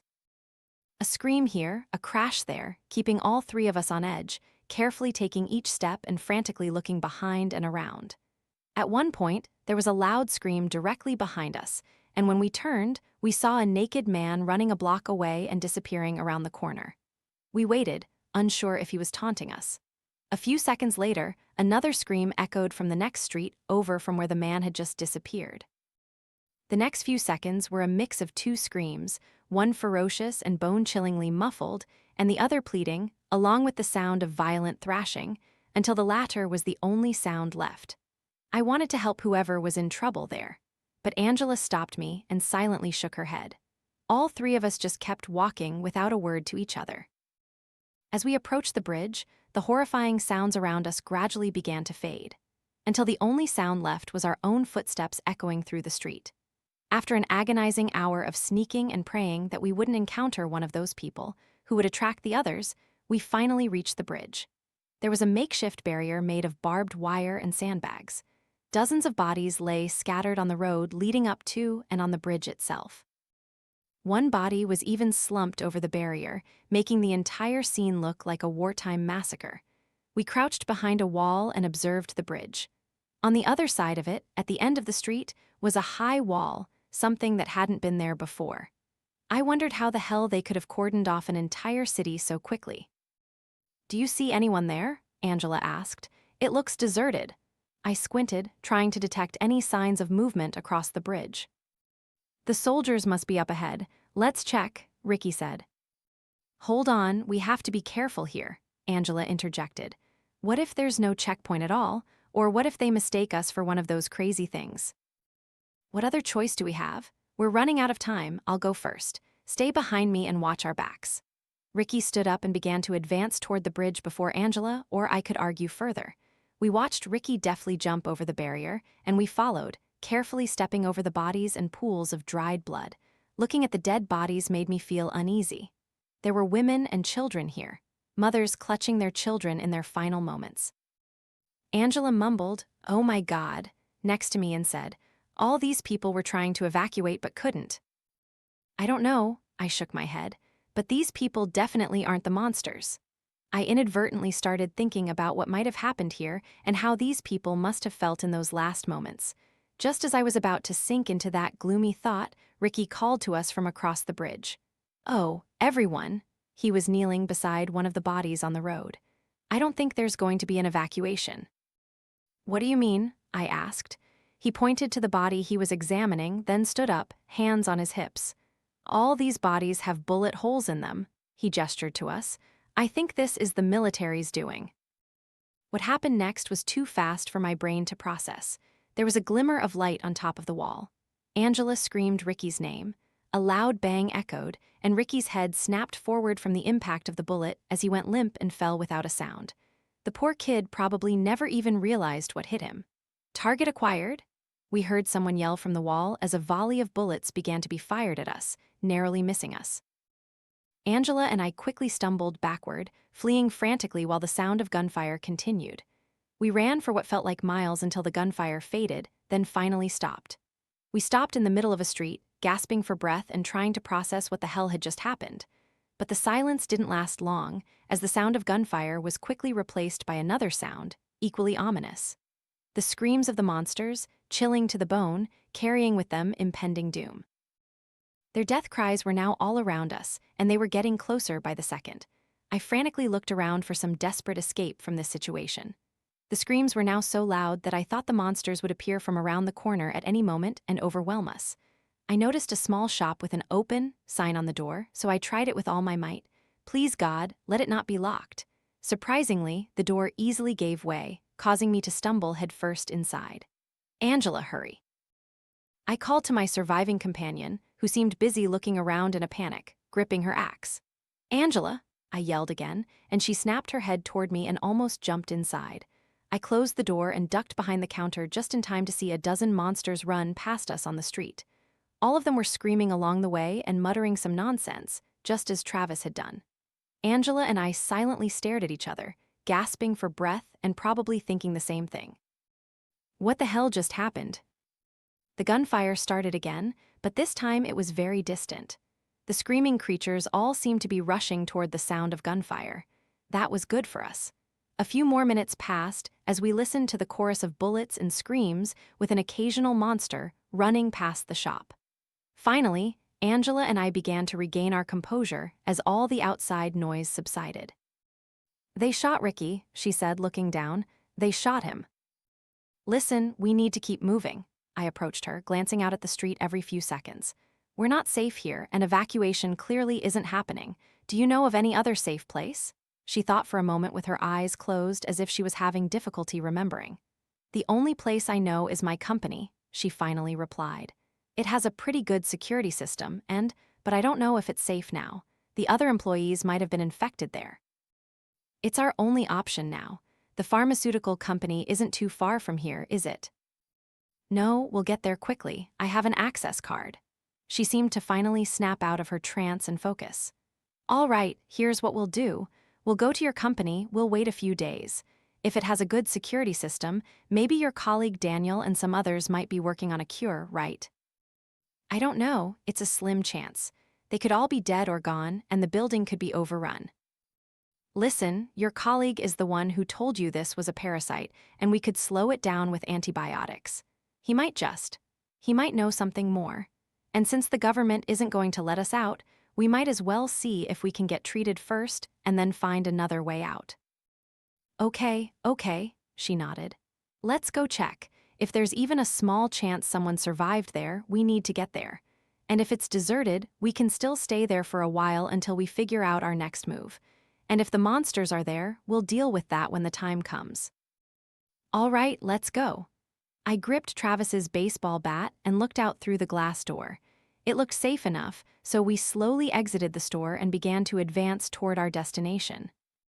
The pharmaceutical company is at an intersection, so we have to be very careful, Angela said. Sure enough. As soon as we exited the alley and reached the main street, we saw a cluster of monsters scattered on the road, aimlessly wandering among abandoned cars and bodies. Their gait looked unnatural, almost as if they had forgotten how to walk and were now relearning from scratch. Occasionally, they would scream, yell some nonsense, or even cough and vomit violently. We can use the garage to get to the entrance, Angela said, and pointed to a security barrier that opened into an underground garage.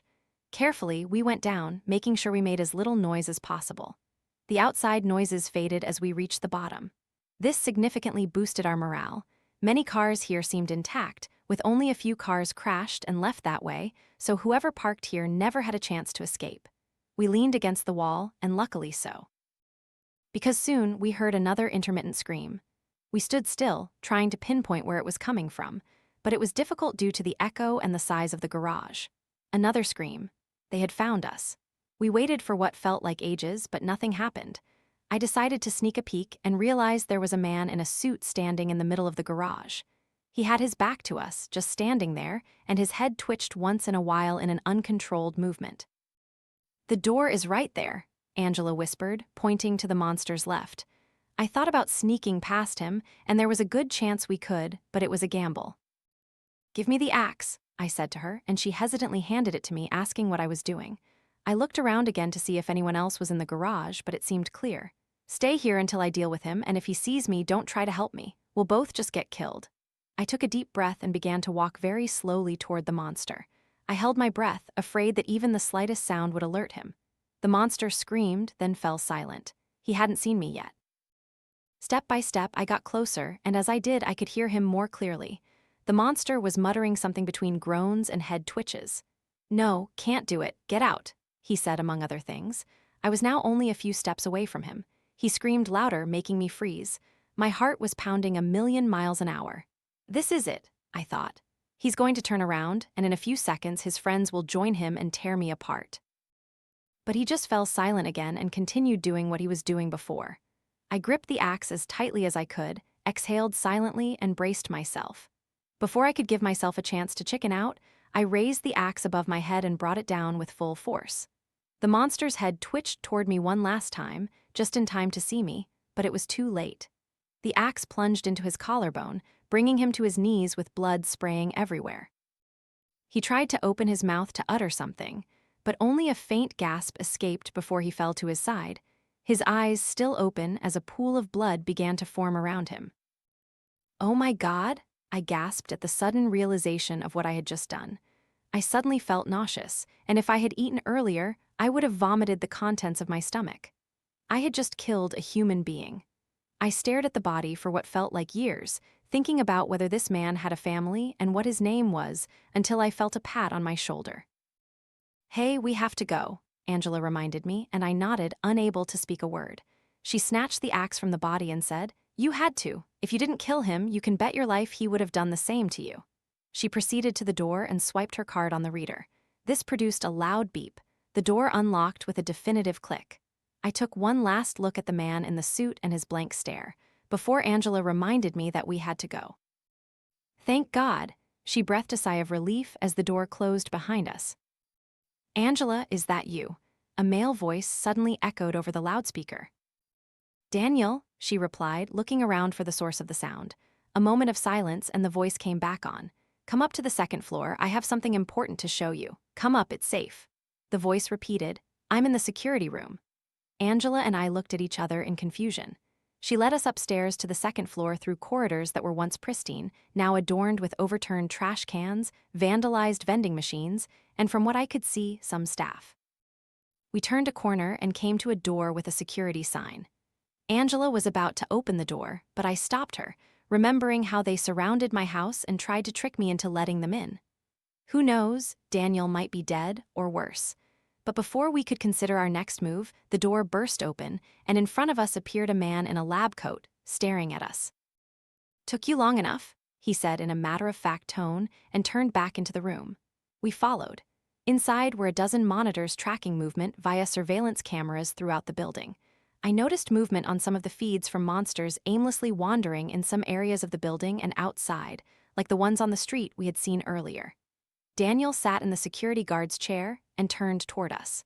Only now did I notice the gun next to him on the table. Daniel, I thought you were dead, Angela said. I thought so too. I heard the military was killing our people, so when I told you to go there, he shook his head. I tried to contact you again to stop you from going there, but I couldn't reach you. I'm sorry, I should have known. Angela shrugged after a moment of silence. Daniel, you said this is some kind of parasite. Is there a cure? She asked. No cure, he replied with hesitation, and my heart sank.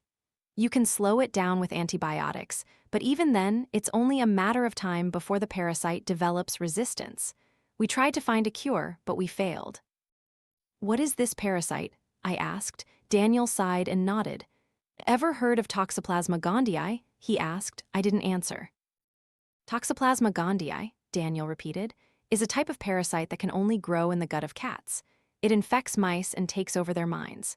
It then allows the mouse to become easy prey and be eaten by cats. The cat ingests the parasite and voila, it lives a happy life. Now, the parasite itself isn't harmful to humans. It causes some minor behavioral changes, that's right, but people can live with it without ever knowing they have it. This wasn't all just an accident, was it? Angela and I listened carefully, holding our breath. No, Daniel sighed, looking ashamed. No, it wasn't. He continued after a short pause. The government was very interested in the psychological changes Gandhi caused in humans. So they thought, what if we could control the parasite and use it to our advantage?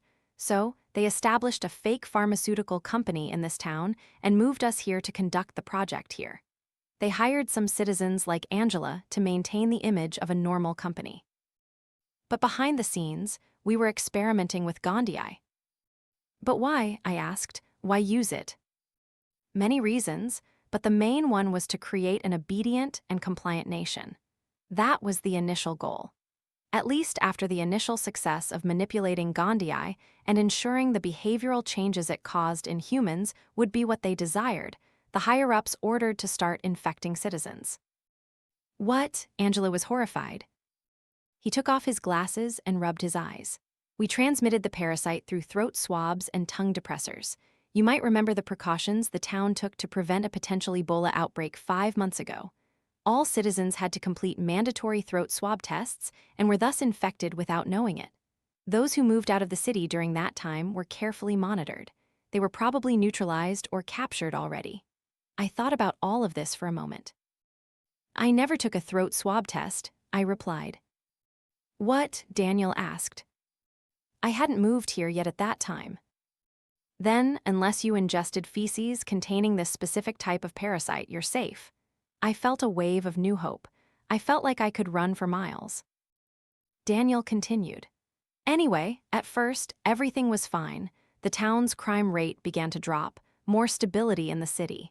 And as such, in fact, it went so smoothly that the higher-ups planned to conduct another experiment where they could engineer the parasite to cause different behavioral changes and use it as a weapon of mass destruction.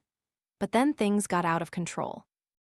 Yes, people started complaining about feeling unwell, and then there were reports of violent attacks and, you know the rest. I've observed some of the infected, and it's clear what's happening is exactly like with mice. The parasite takes control of the host. I don't know if the host is still aware, but I assume so. Perhaps like some other parasites, the host just can't control their actions. So why does the parasite cause this kind of violent behavior? I asked. I'm guessing they want full control. They probably control most of the neurons in the host, but not all. My mind raced back to all the things I had heard the monsters say since it all began, seeking a host out of control. Look, Daniel pointed to the camera feed on which we saw a monster at the front entrance, startling and clutching its head as if it was in pain. Whatever human is left in that body is fighting for control, but the parasite is too strong. He turned back to us. After the outbreak, the government announced an evacuation at a few checkpoints in the city, but they changed their plans when they realized the severity of the situation. Our research team was supposed to be extracted in case of an outbreak, but they never showed up, leaving us here to die. So many years working for them, and this is how they repay us. He stood up and paced. He raised his index finger and continued. But the government doesn't know one thing. When they moved their research here, the team was aware of a potential outbreak, and the head of research built a secret escape route that the higher-ups knew nothing about. That's how most of the staff escaped. They're out of the city already, no doubt. Wait, they escaped? Angela interjected. Daniel reached into his jacket pocket and pulled out a key. This key was only given to the research team. He handed it to Angela. Inside the basement 2 storage room, there's a fenced-off area that you can open with this key. From there, it's a straight path through the sewers to freedom. The higher-ups were always told it was a disposal area, so they never suspected anything. Wait, what about you? She asked. He smiled vaguely and sat back down. There's no escaping what I've done. This is my purgatory. You should go. It's only a matter of time before the government purges the city. Just then, a loud crash echoed from downstairs. All 3 of us glanced at the camera feed, only to see the monsters smashing the glass door at the entrance. Damn it, looks like we're out of time, Daniel said and pushed the gun to Angela. Daniel, Angela began, but he raised his hand and silenced her. Go, he said impatiently. I'll distract them for you. Without hesitation, Angela and I ran down the corridor. There were already screams echoing everywhere, and we called the elevator. We waited, hoping it would arrive before the monsters did, and when it finally came, we jumped in and pressed the B2 button. The last thing we heard before the doors closed was Daniel's voice yelling, "Over here, you infected scum!" And the screams became even more ferocious, if that were possible. The sound of their footsteps and screams echoed through the ducts surrounding the elevator as we descended, and we prayed it wouldn't stop before reaching the basement. The screams became fainter. A few seconds later, the doors opened, and we stood in a dark corridor. Another very loud scream echoed as a monster lunged straight at us. But before he could reach us, Angela fired a bullet into his forehead, silencing him permanently. We ran quickly through the dark basement until we reached a sturdy-looking door. She used the key to open it and motioned for me to go into the dark room. On the other side of the room was a fence with a gate leading to a dark passage. Angela unlocked it and motioned for me to go first. I rushed inside, and as I did, I heard the sound of the door closing and a key turning in the lock. I turned around and saw Angela standing behind the gate, a look of defeat on her face. "Angela, what are you doing?" I asked. She shook her head. "This is the end of the line for me." "Angela, wait, maybe you'll be fine, we can." "I can already feel myself changing," she cried. "You have to go without me." I didn't know what to say. I knew she was right, but I was looking for an alternative. Angela wiped away her tears and reached into her pocket, pulling out a photo. She glanced at it and burst into tears. Then she handed it to me, and when I saw it, it was a photo of a little girl in a school uniform, smiling very brightly. "That's my daughter, Helena," she said. "Her address is on the back. Please find her and give her to her." "Angela, come on, you can give it to her yourself when we get out." The distant screams were starting to grow louder again. She shook her head and sniffled, wiping away freshly formed tears. "Promise me," she clasped my hand through the fence, "promise me you'll find her." I nodded and uttered the words in a trembling voice. "I promise." "Good, I'm going to give these bastards a memorable farewell." She dropped her backpack to the ground and readied her gun. The screams we had heard on the upper floors earlier were now permeating the basement with full force. "Angela," I called to her, and she looked back at me. "Thank you," I said. She nodded and disappeared from the room. The next few seconds were a mix of screams and gunfire, until all that was left was screams. I closed my eyes and wiped away my tears. I barely had the motivation to move, but I knew I had to go. I had to get out and find Helena. The next few hours were a blur, wading through foul-smelling water in the sewers, with corridors that were almost impossible to navigate. Until finally, I saw rays of sunlight shining through the bars of another gate. Luckily, it wasn't locked, and I stepped out into a muddy, and probably fecal, canal. I heard the whirring of a helicopter and looked up just in time to see it fly under the morning sun in the direction of the city. I glanced back, seeing the city now cordoned off by massive walls and military vehicles around it. However, they were far from me, so I was safe. I took out Angela's photo to make sure it was still in my pocket and looked at its back. Below the address was Angela's personal message, hastily written. It read, "Mom will always be proud of you, even if it means she can't always be there for you. I love you more than anything, my love. P.S. Please listen to your father while I'm not around." I held back the tears I felt welling up in my eyes and put the photo back in my pocket. I changed my identity after that. News of the outbreak spread rapidly, and the media showed the death toll with the names of all those who had died, including my own. The CDC explained the incident to the media as an unfortunate outbreak of an unknown virus. They added that the city had to be completely decontaminated, and the situation was now under control. According to the news, there were no survivors. "Ian, didn't you hear the captain calling?" Carter asked. I averted my gaze from the pages of notes on the table and looked at him. He stood at the entrance to my room, hands on his hips, looking both angry and impatient. "What is it?" I asked. "There's an emergency. Command wants to send us on a rescue mission." "Rescue? Who?" I raised an eyebrow. "Unclear. The briefing has already started. Come on to the control room." Before I could ask anything further, he turned and went down the hallway. I neatly arranged the pages of notes, then stepped out of the room. The hallway leading downstairs echoed with my footsteps and Carter's in the distance. The spaceship was large enough that I still occasionally got lost, but at least it was equipped with anti-gravity panels. This allowed us to move more easily without floating and becoming disoriented as in the early stages of the simulation. I turned right at the corner and saw Carter stopped in front of the control room door. He turned and waited for me to approach. When I arrived, he pressed the large square button next to the door, causing it to slide open. Immediately, we were assailed by murmuring as the other crew members discussed something around the holographic map in the center of the room. Behind the group was a row of control panels set before a giant pane of glass. I glanced at the dark space beyond the glass, filled with hundreds of distant stars, still beyond human reach. It often made me realize how small I was and how easily we could be swept away in the blink of an eye in this cold abyss without anyone ever knowing. I was jolted back to reality by Captain Adam's stern voice. "Ian, late again. Sit down," he said. The crew consisted of a total of 6 members, and we had mandatory meetings every morning and evening to check our work list. So when Carter called me to an unscheduled meeting at 5:00 p.m., I knew something had gone seriously wrong. I sat down and waited for the captain to speak. He said, "There was an incident on the ISS-14 this morning. We're not sure exactly what happened, but it seems there are casualties, and Earth has lost contact with them. Command wants us to go there immediately and rescue anyone still alive." "But that's quite a distance," Riley, the team's doctor, said. "It'll take at least a few hours to get there, and we're not a rescue force." "True, but no one is closer to them than we are," Adam said. "Now, I know this isn't our specialty, but it has to be us. We'll go there, find survivors, and come home." "Wait, what about the mining operation?" James asked. "Command wants it temporarily put on hold. Right now, the priority is to rescue the ISS-14 crew and escort them home." "All right, I'll start the engines," Hank, the pilot, said. He stood up and went to the control panel with Carter. The two of them pressed a series of buttons. Every crew member was trained to fly the ship, but only Carter and Hank could do it outside of emergency situations.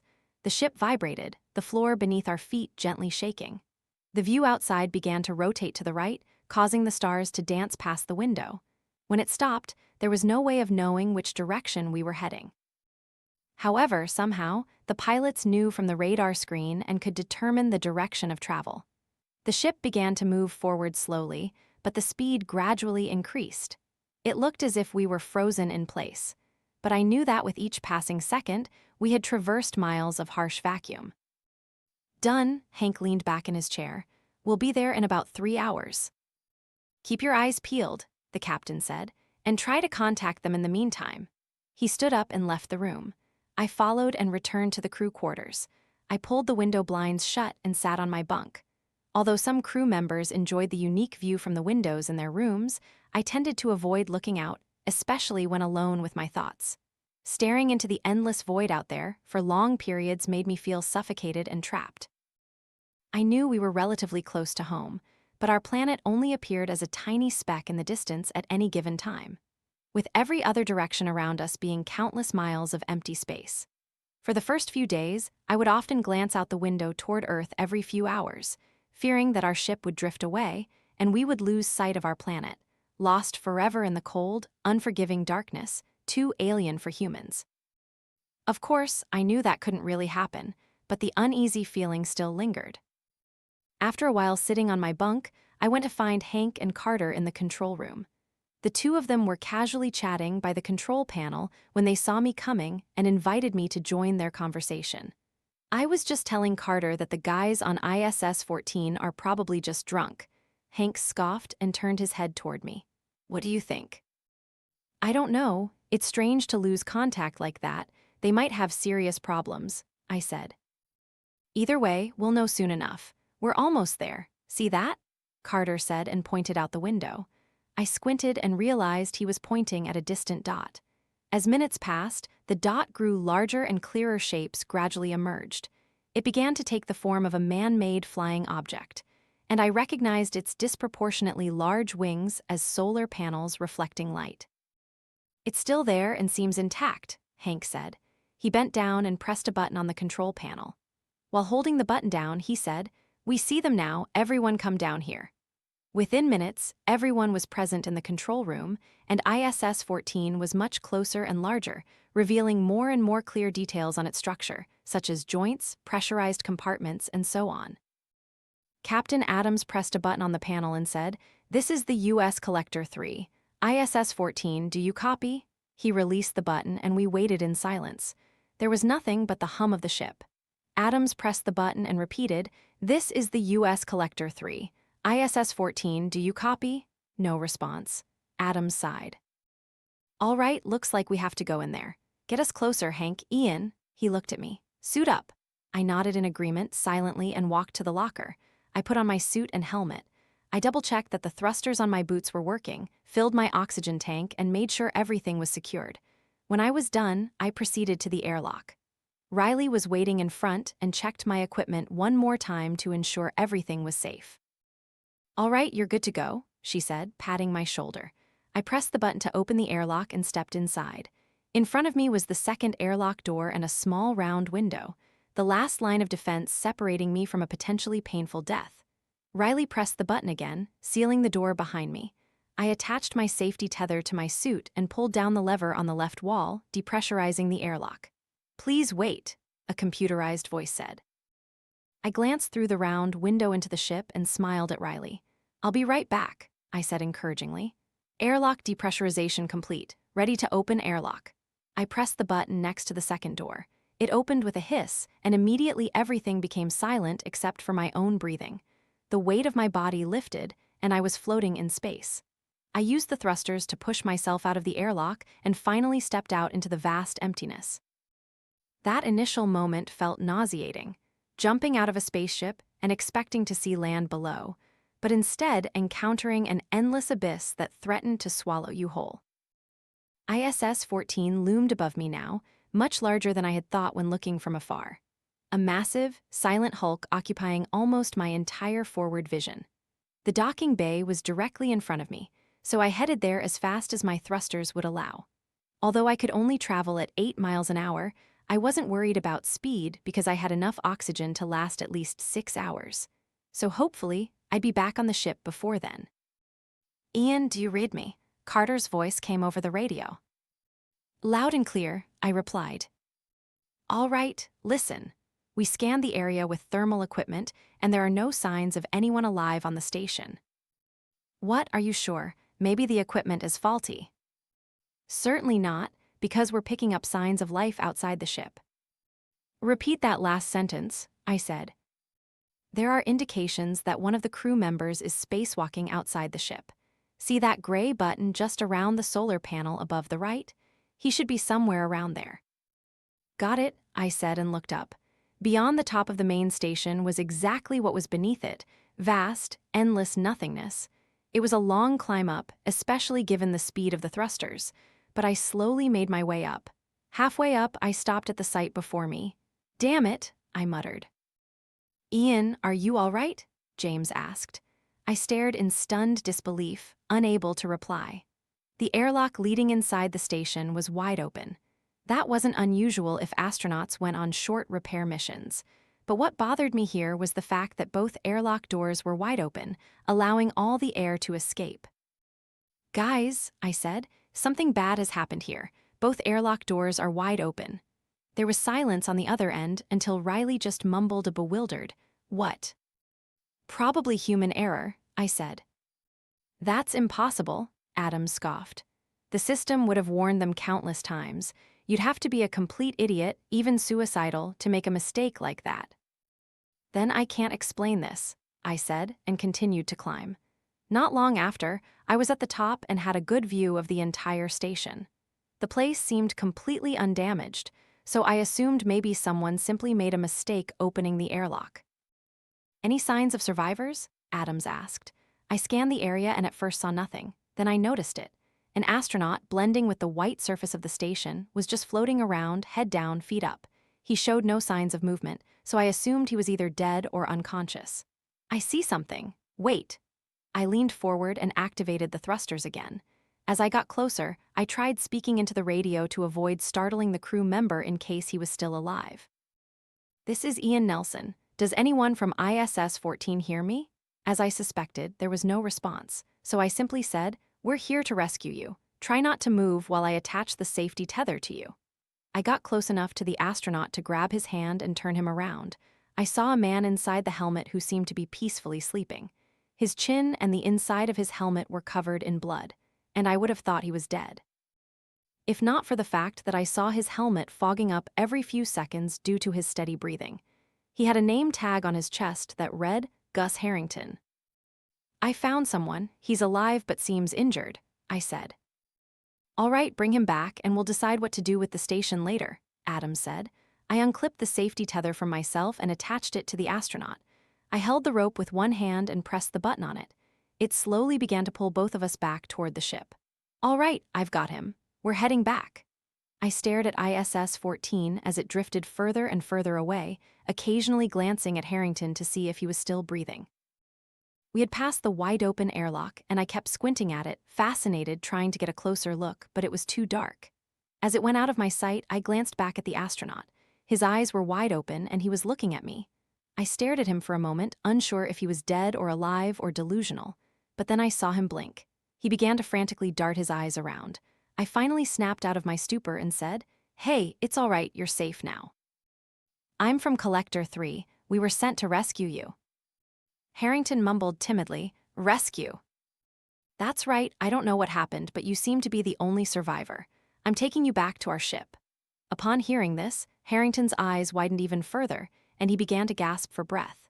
Within seconds, he was writhing and screaming incoherent words. He almost jerked me off the tether, and I tried to calm him down. But it was difficult with the chaos of voices over the radio asking what was happening and Harrington's screaming and struggling. "Hey, calm down, calm down." I tried to hold him still, but it was impossible. "Don't do it, don't bring them back." I managed to catch those words amidst all the confusion in Harrington's sentences. "There's no one else in your crew. You're the only survivor," I yelled, but he continued to ignore me, and then he began to cough violently. Drops of blood splattered inside his helmet, adding to the other blood that had already dried. He coughed for half a minute and took a few deep breaths. Then his eyes closed, and he seemed to lose consciousness again.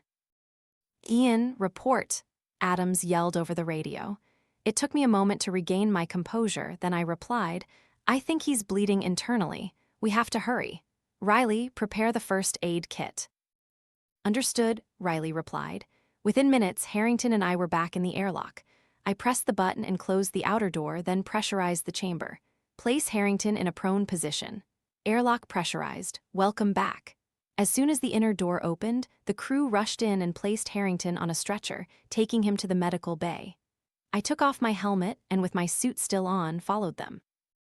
"Take off his suit," Riley's voice echoed throughout the ship. Harrington was lying on his back on the table. Riley was beside him, taking off his helmet. I went to the other side of the table and helped them take off his suit. As I reached to help them take off his shirt, the astronaut firmly gripped my wrist like a vice. Our eyes met, and again, he had that same panicked look on his face as before. He mumbled something, but I couldn't understand him. I leaned down and told him to repeat what he said. "You brought them back," he said in a trembling voice. I looked down just in time to see Riley remove Harrington's clothing, and a clear scream escaped her, along with the gasps of the other crew members. When I looked down, I could barely comprehend what I was seeing. Harrington had a gaping hole in his abdomen, and within it, hundreds of thousands of maggots were writhing around, devouring his wound. They began to leap out. Some managed to jump onto Riley's arm. She screamed and violently brushed them off, running toward the exit. Harrington began to cough again, more violently than before. Just before he stopped moving completely, blood from his cough splattered onto my suit, and I recoiled. As I looked down, I almost started screaming. Along with the blood, there were dark red maggots crawling toward my head. I brushed them off, both disgusted and panicked. "Get out of here," Adams yelled. We needed no further encouragement. We rushed out, and when everyone was out, we pressed the button to lock the door. We peered through the glass pane on the door, seeing Harrington's body. More and more maggots writhed out of Harrington's wound as if there was an impossible number to fit inside his abdomen, overwhelming his exposed body parts and slowly consuming what was left. "Is everyone all right? Did anyone get bitten?" Adams asked. Most of us nodded. "Riley, what the hell was that?" James asked, drops of sweat beading on his temples. Riley opened her mouth as if to say something, her gaze still fixed on the medical bay. She shook her head without speaking. How did he have maggots on him? I asked. Even if he had a necrotic wound, there's no way that many maggots could have crawled out of his abdomen. No, the only explanation is that he or one of the crew was infected, and it got out of control, Adams said. Either way, that doesn't matter, we have to contact command. He turned and left the corridor, and everyone else began to follow him toward the control room. Riley and I were at the back, and as she started walking down the corridor, I grabbed her arm, a little harder than I intended. She gave me a confused look as I stared at her bare arm. Riley, those maggots touched you, did they bite you? I asked quietly enough for the others not to hear. No, she said and pulled her arm from my grasp, looking at me as if she was offended. Do you think I would jeopardize the entire crew like that? I don't, I just. What about you? The ISS member coughed maggots on you. I'm clean, I'm sure, I said, our eyes locked. She crossed her arms and seemed calmer. She said, all right, we should get checked out anyway, but we don't have the necessary equipment here. That's right, our priority should be to contact command and return. If any of us are infected, they can quarantine us. She nodded and motioned for me to join the rest of the crew. We entered the control room and heard Carter's voice at the other end of the room. This is the U.S. Collector 3. Command, do you copy? This is Command. What's your situation, Collector? A crackling voice came over the radio. Stand aside, Adams ordered Carter and pressed a button on the panel. Command, this is Captain Adams. We have arrived at the ISS-14 scene. All but one crew member are mysteriously dead. We brought that crew member onto the ship, but he died shortly after. There was a brief moment of silence before Command said, "What happened?" We're not sure. The crew member we brought back seemed to be infected. He had flesh-eating maggots under his suit. We had to seal off the medical bay because we don't know the extent of the danger. Understood, Collector. Right now, your priority is to decontaminate the infected areas in case these maggots can cause serious damage to the ship. Once you've done that, proceed immediately back to base so we can quarantine and treat you. If necessary, we're sending people out there right now. Understood, Command. Collector out. Adams turned back to us with his typical stern expression and said, All right, you heard him first. Decontaminate the medical bay. Hank pressed a button on the control panel. When nothing happened, he pressed it again. He flicked the switch up and down and pressed the button again before he started repeatedly hitting it. What is it? Carter asked Hank. Hank pressed the button a few more times before replying, Decontamination isn't working. The button isn't responding. Try the other rooms, Carter suggested. Hank did so and pressed many other buttons, but still no luck. Damn it, now what? Riley muttered. Adams sighed and turned to James. He said, James, I need you to put on a hazmat suit and manually decontaminate the medical bay. No way, James objected. Have you seen what those angry little bastards can do? I'm not going in there. You'll do your job, Adams snapped at James before calming down. Besides, the suit will protect you. Then he said to Hank and Carter, Start the engines. It's best to leave now while we do this. He turned to approach the holographic map on the table when Carter spoke up. Captain, the engines won't start. Adams turned back and frowned, now clearly annoyed. What do you mean they won't start? Start them. They won't start, Carter blurted out. There was a moment of tense silence in the room. Adams rubbed his chin, then turned to me. Ian, check the engines, but put on a hazmat suit just in case. I nodded in agreement, silently, and left the room. James followed behind me. What the hell is going on? He raised his hands as we walked to the locker. Accept it, James. The sooner we get the job done, the sooner we go home, I scoffed. We put on our hazmat suits and checked each other for any faults. And when we were sure everything was all right, I took my tools and we went on our merry way. My job was to go down to the very bottom floor of the ship and check the engines. And to do that, I had to remove the floor panel and climb down. As I did so and stepped into the corridor, I heard James's trembling voice over the radio. Oh my God, Captain, I'm in front of the medical bay. There's more in here. What do you mean? Adams asked. I mean there are millions of them everywhere. I can't even see Harrington's body anymore. Damn it, my stomach began to tighten. I absolutely did not like this. Adams continued. James, calm down. Listen. We have to decontaminate the room before they spread to other parts of the ship. Your suit will protect you. Pull the switch, wait until the process is complete, and get out. All right, James sighed over the radio. I'm going in. Adams spoke to me and asked how things were going on my end, and I told him I was almost at the engines. It was darker here, so I used my flashlight to illuminate the path ahead. The corridor echoed with my heavy footsteps as I proceeded until I reached the panel above, which read, "Do not remove." James, tell me, Adams said. I'm still all right, Captain, but I have to step on them. It's disgusting. They seem to be ignoring me. Have you pulled the switch yet? I took out my screwdriver and began to unscrew the panel. Not yet, but I'm almost. Oh no, James screamed. James, what's happening? Adams asked.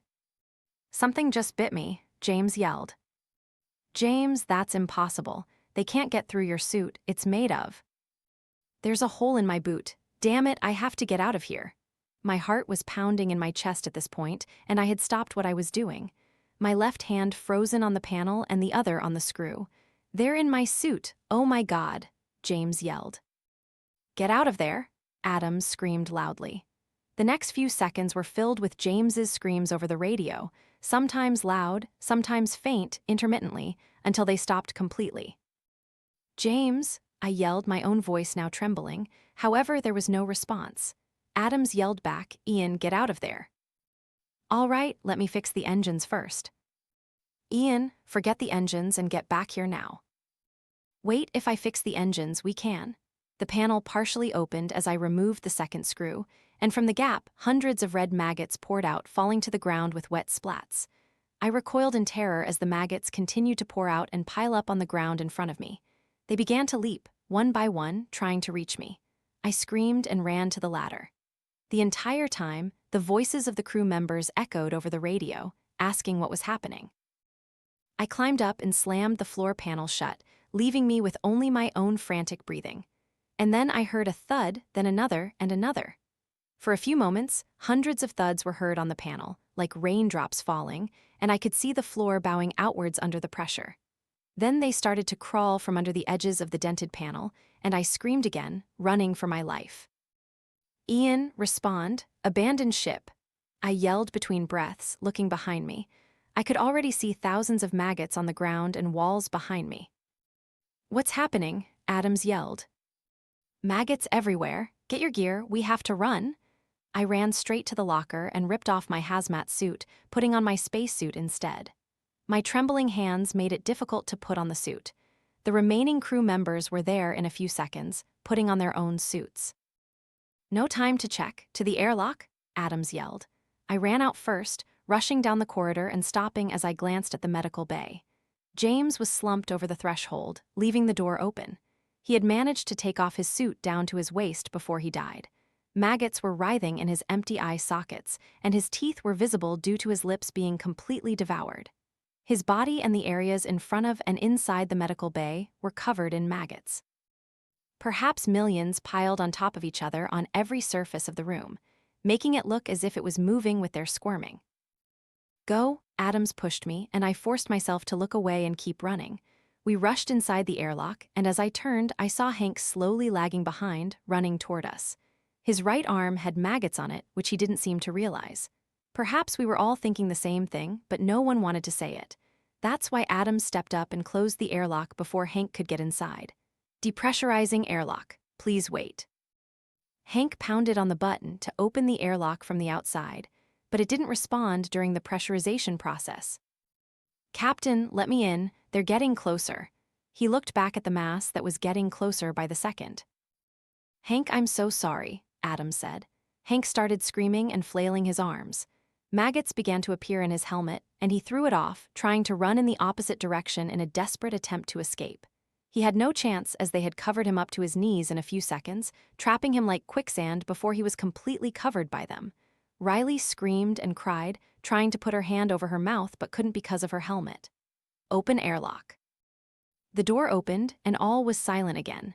Never had the harsh vacuum of space felt so welcoming.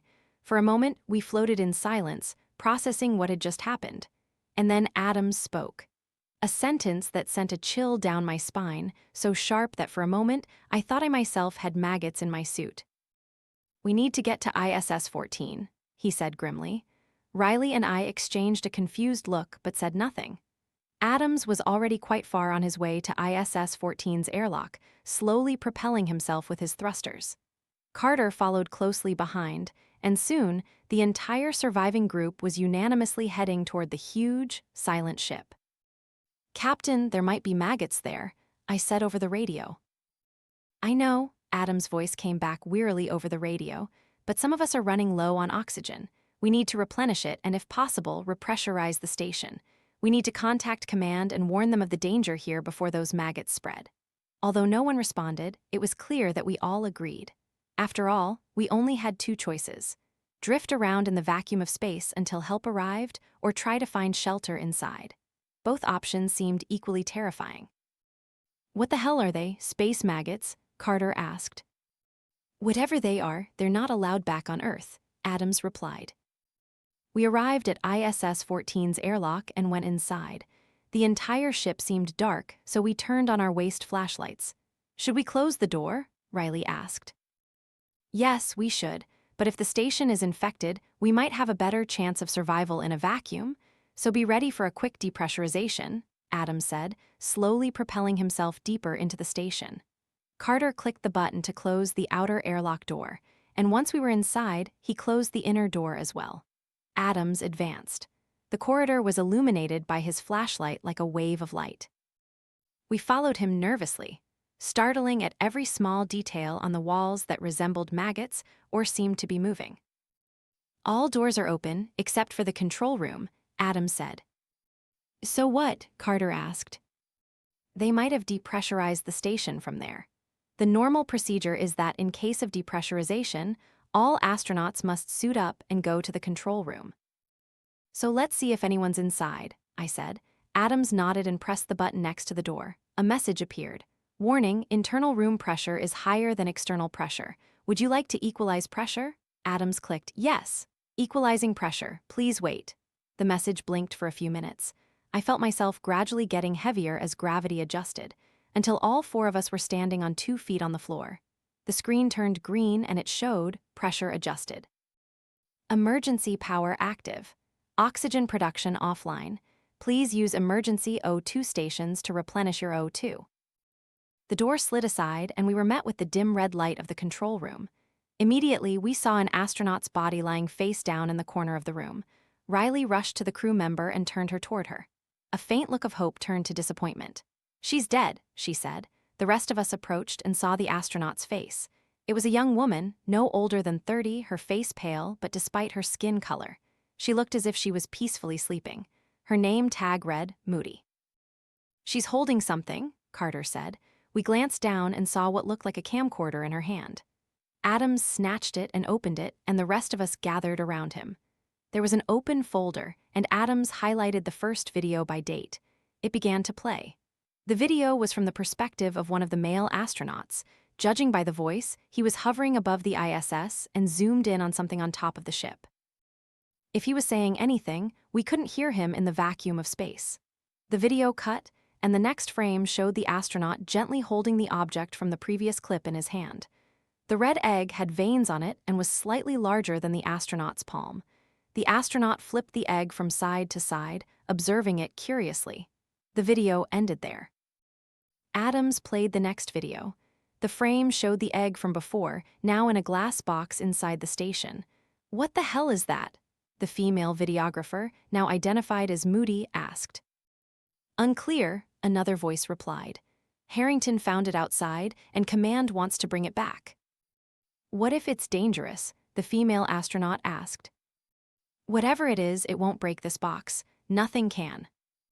"The scanner shows no signs of activity inside the egg," a third voice said. The camera zoomed in on the egg before the video abruptly ended. Adams played the next video.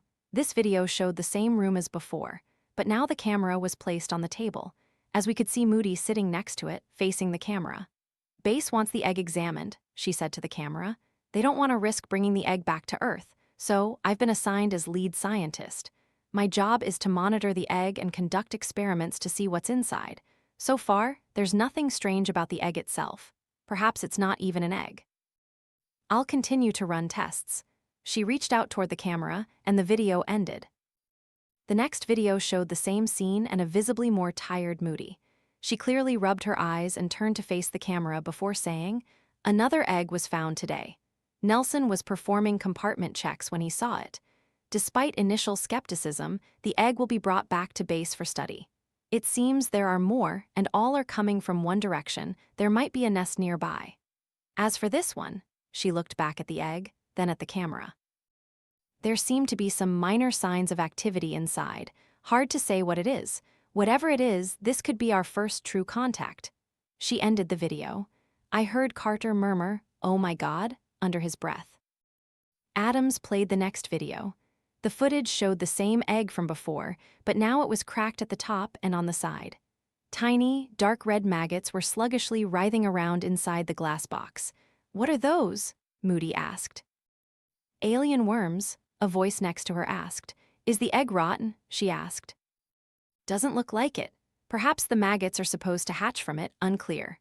One of the maggots began to crawl on the glass, moving upwards.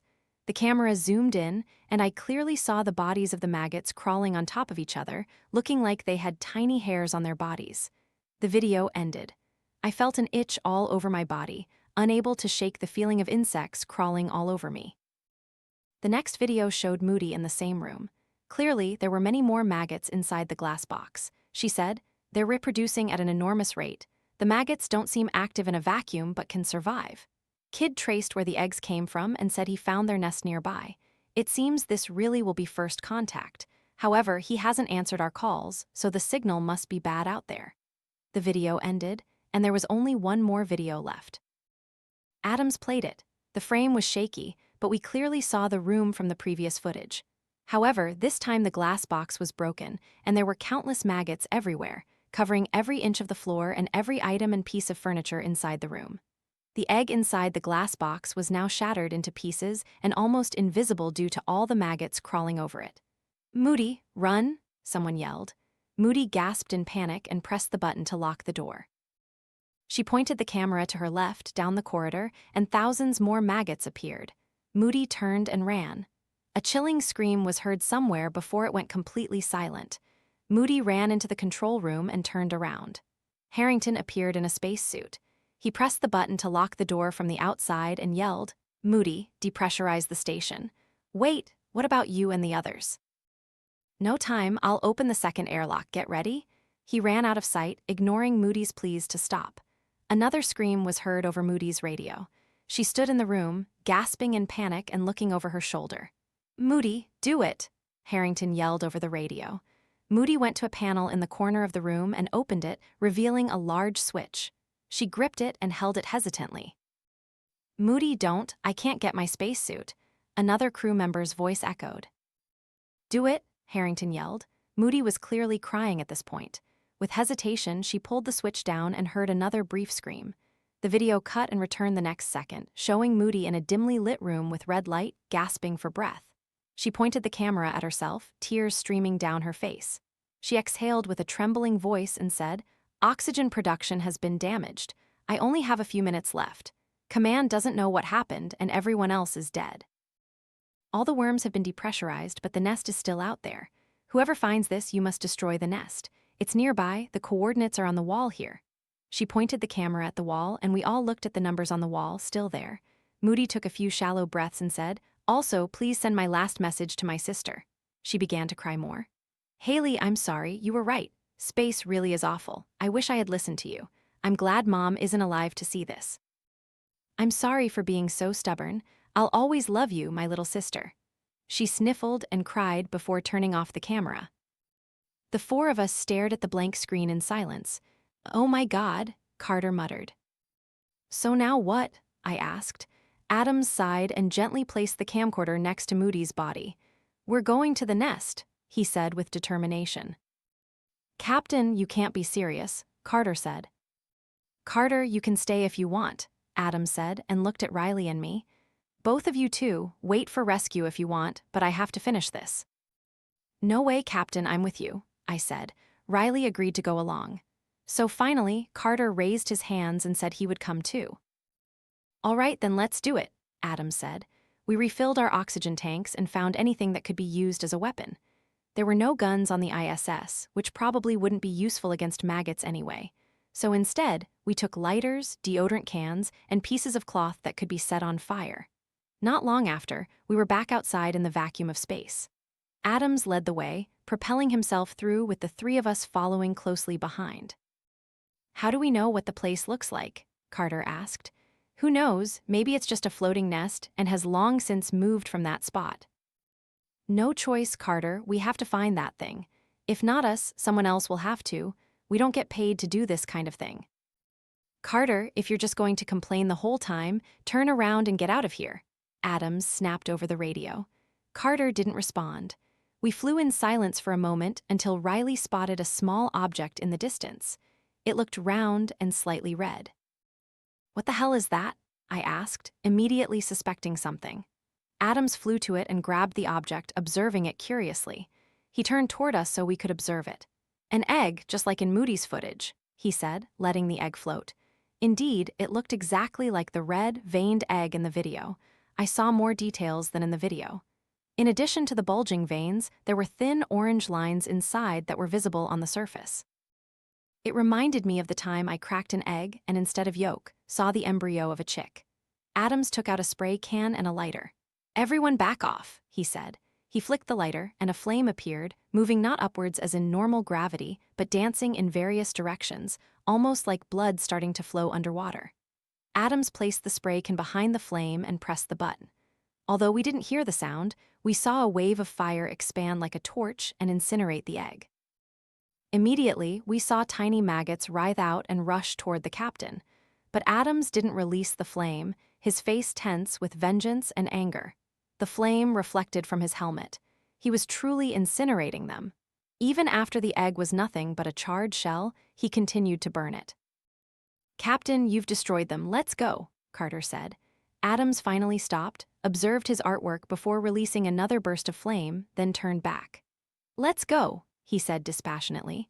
We had gone far ahead of the ISS by this point, about 20 minutes since we left. The station looked tiny from here, and we were just specks of dust floating in space, surrounded by miles and miles of vast emptiness. Captain, are we still on course? I asked. Adams was silent for a moment, then pointed into the distance. Riley, Carter, and I looked in the direction he pointed, and there it was, some kind of distant object. Hard to say what it was, but it looked rectangular, man-made, and not as rough as a piece of space rock. We began to see eggs appear more frequently, floating past, but there were too many to deal with each one, so we just left them alone. As we got closer, it became clearer that the object we were seeing actually resembled a green cube, with black lines running along its edges like columns. Is this it? Carter asked. It was large, much larger than I had anticipated, easily over 50 feet on each side.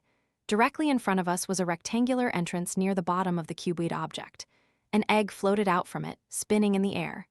Adams pushed it out of the way and illuminated the entrance. It was the same green and black color as the outside, but nothing else was noteworthy. He looked at me and gestured with his head for me to go in.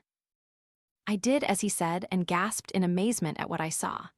The interior looked identical to the exterior, but the green lines running along the walls, floor, or ceiling glowed with a color that radiated the appearance of radioactive material, bathing me and the crew members in a sickly green light.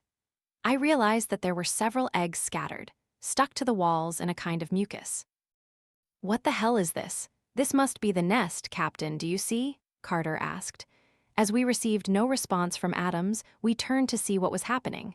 Before we realized what was going on, the exit slid shut and Adams vanished from sight. The green light was brighter now.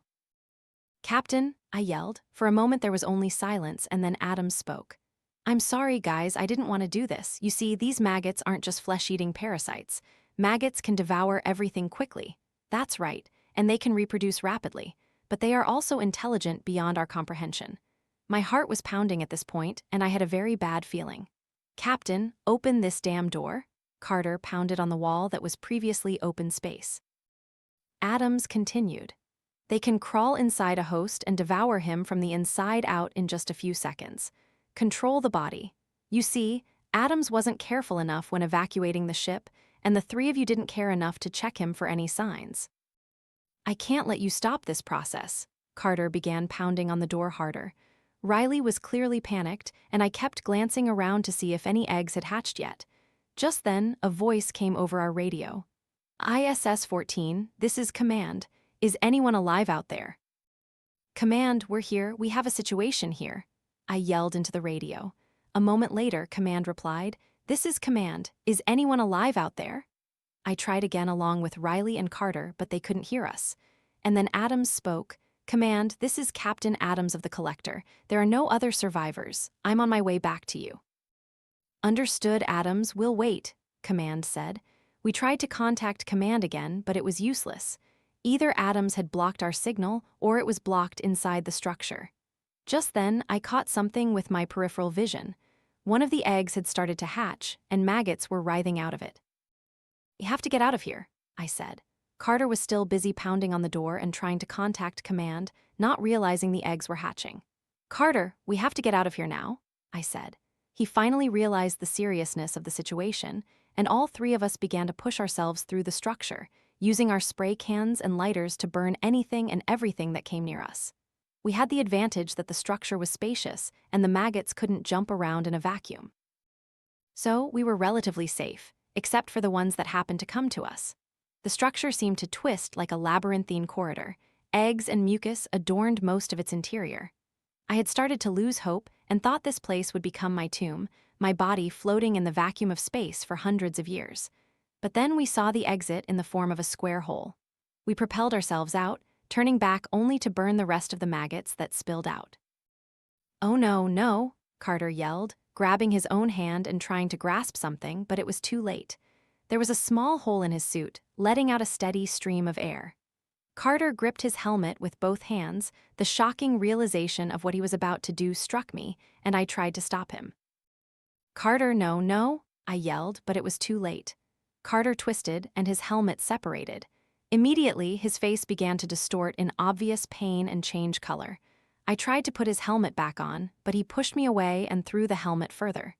You would think that dying in the vacuum of space is a relatively quick process, but it's not. It's very slow and very painful. Carter convulsed, his face turning blue and swelling, his eyes turning bloodshot for what felt like several minutes, until he stopped moving completely and was left floating in the air like a rag doll. Ian, we have to go, Riley sobbed, and I knew she was right. We tried to contact Command but couldn't, so we simply flew back to the ISS as fast as possible. We had to stop Adams or whatever those maggots controlled him. After about 20 minutes, we finally returned and saw another ship waiting nearby. We were greeted by the crew members, who needed a few minutes to understand what we were raving about. When I finally asked them about Adams, they said he had left with another team. We tried to explain what had happened, but no one believed us. We had to tell them to go and check the structure themselves, but to bring flamethrowers. That took another hour, and when they returned with 2 fewer people, they asked us to tell them everything. Adams had returned to Earth by then. When we returned, we received information that he had volunteered to join the team that was running experiments on the alien egg brought back to Earth. Again, they refused to believe our claims that he was being controlled by space maggots. So, we knew we had to handle things ourselves. 2 days had passed, but Riley and I had reached the base. I feared this would be my last mission. I discovered a small wound on my right hand upon returning to Earth. There was no pain or anything, but something was wrong. I could feel it. First, I lost control of my hand and now my entire right arm. It was moving, but not by my own action. I could already feel part of my neck moving involuntarily, so I feared I was no longer myself. Adams needed to be stopped and the egg destroyed. Even so, I felt like this was a losing battle we were fighting. That structure out in space was created by someone or something other than humans, and they put those eggs there for a reason.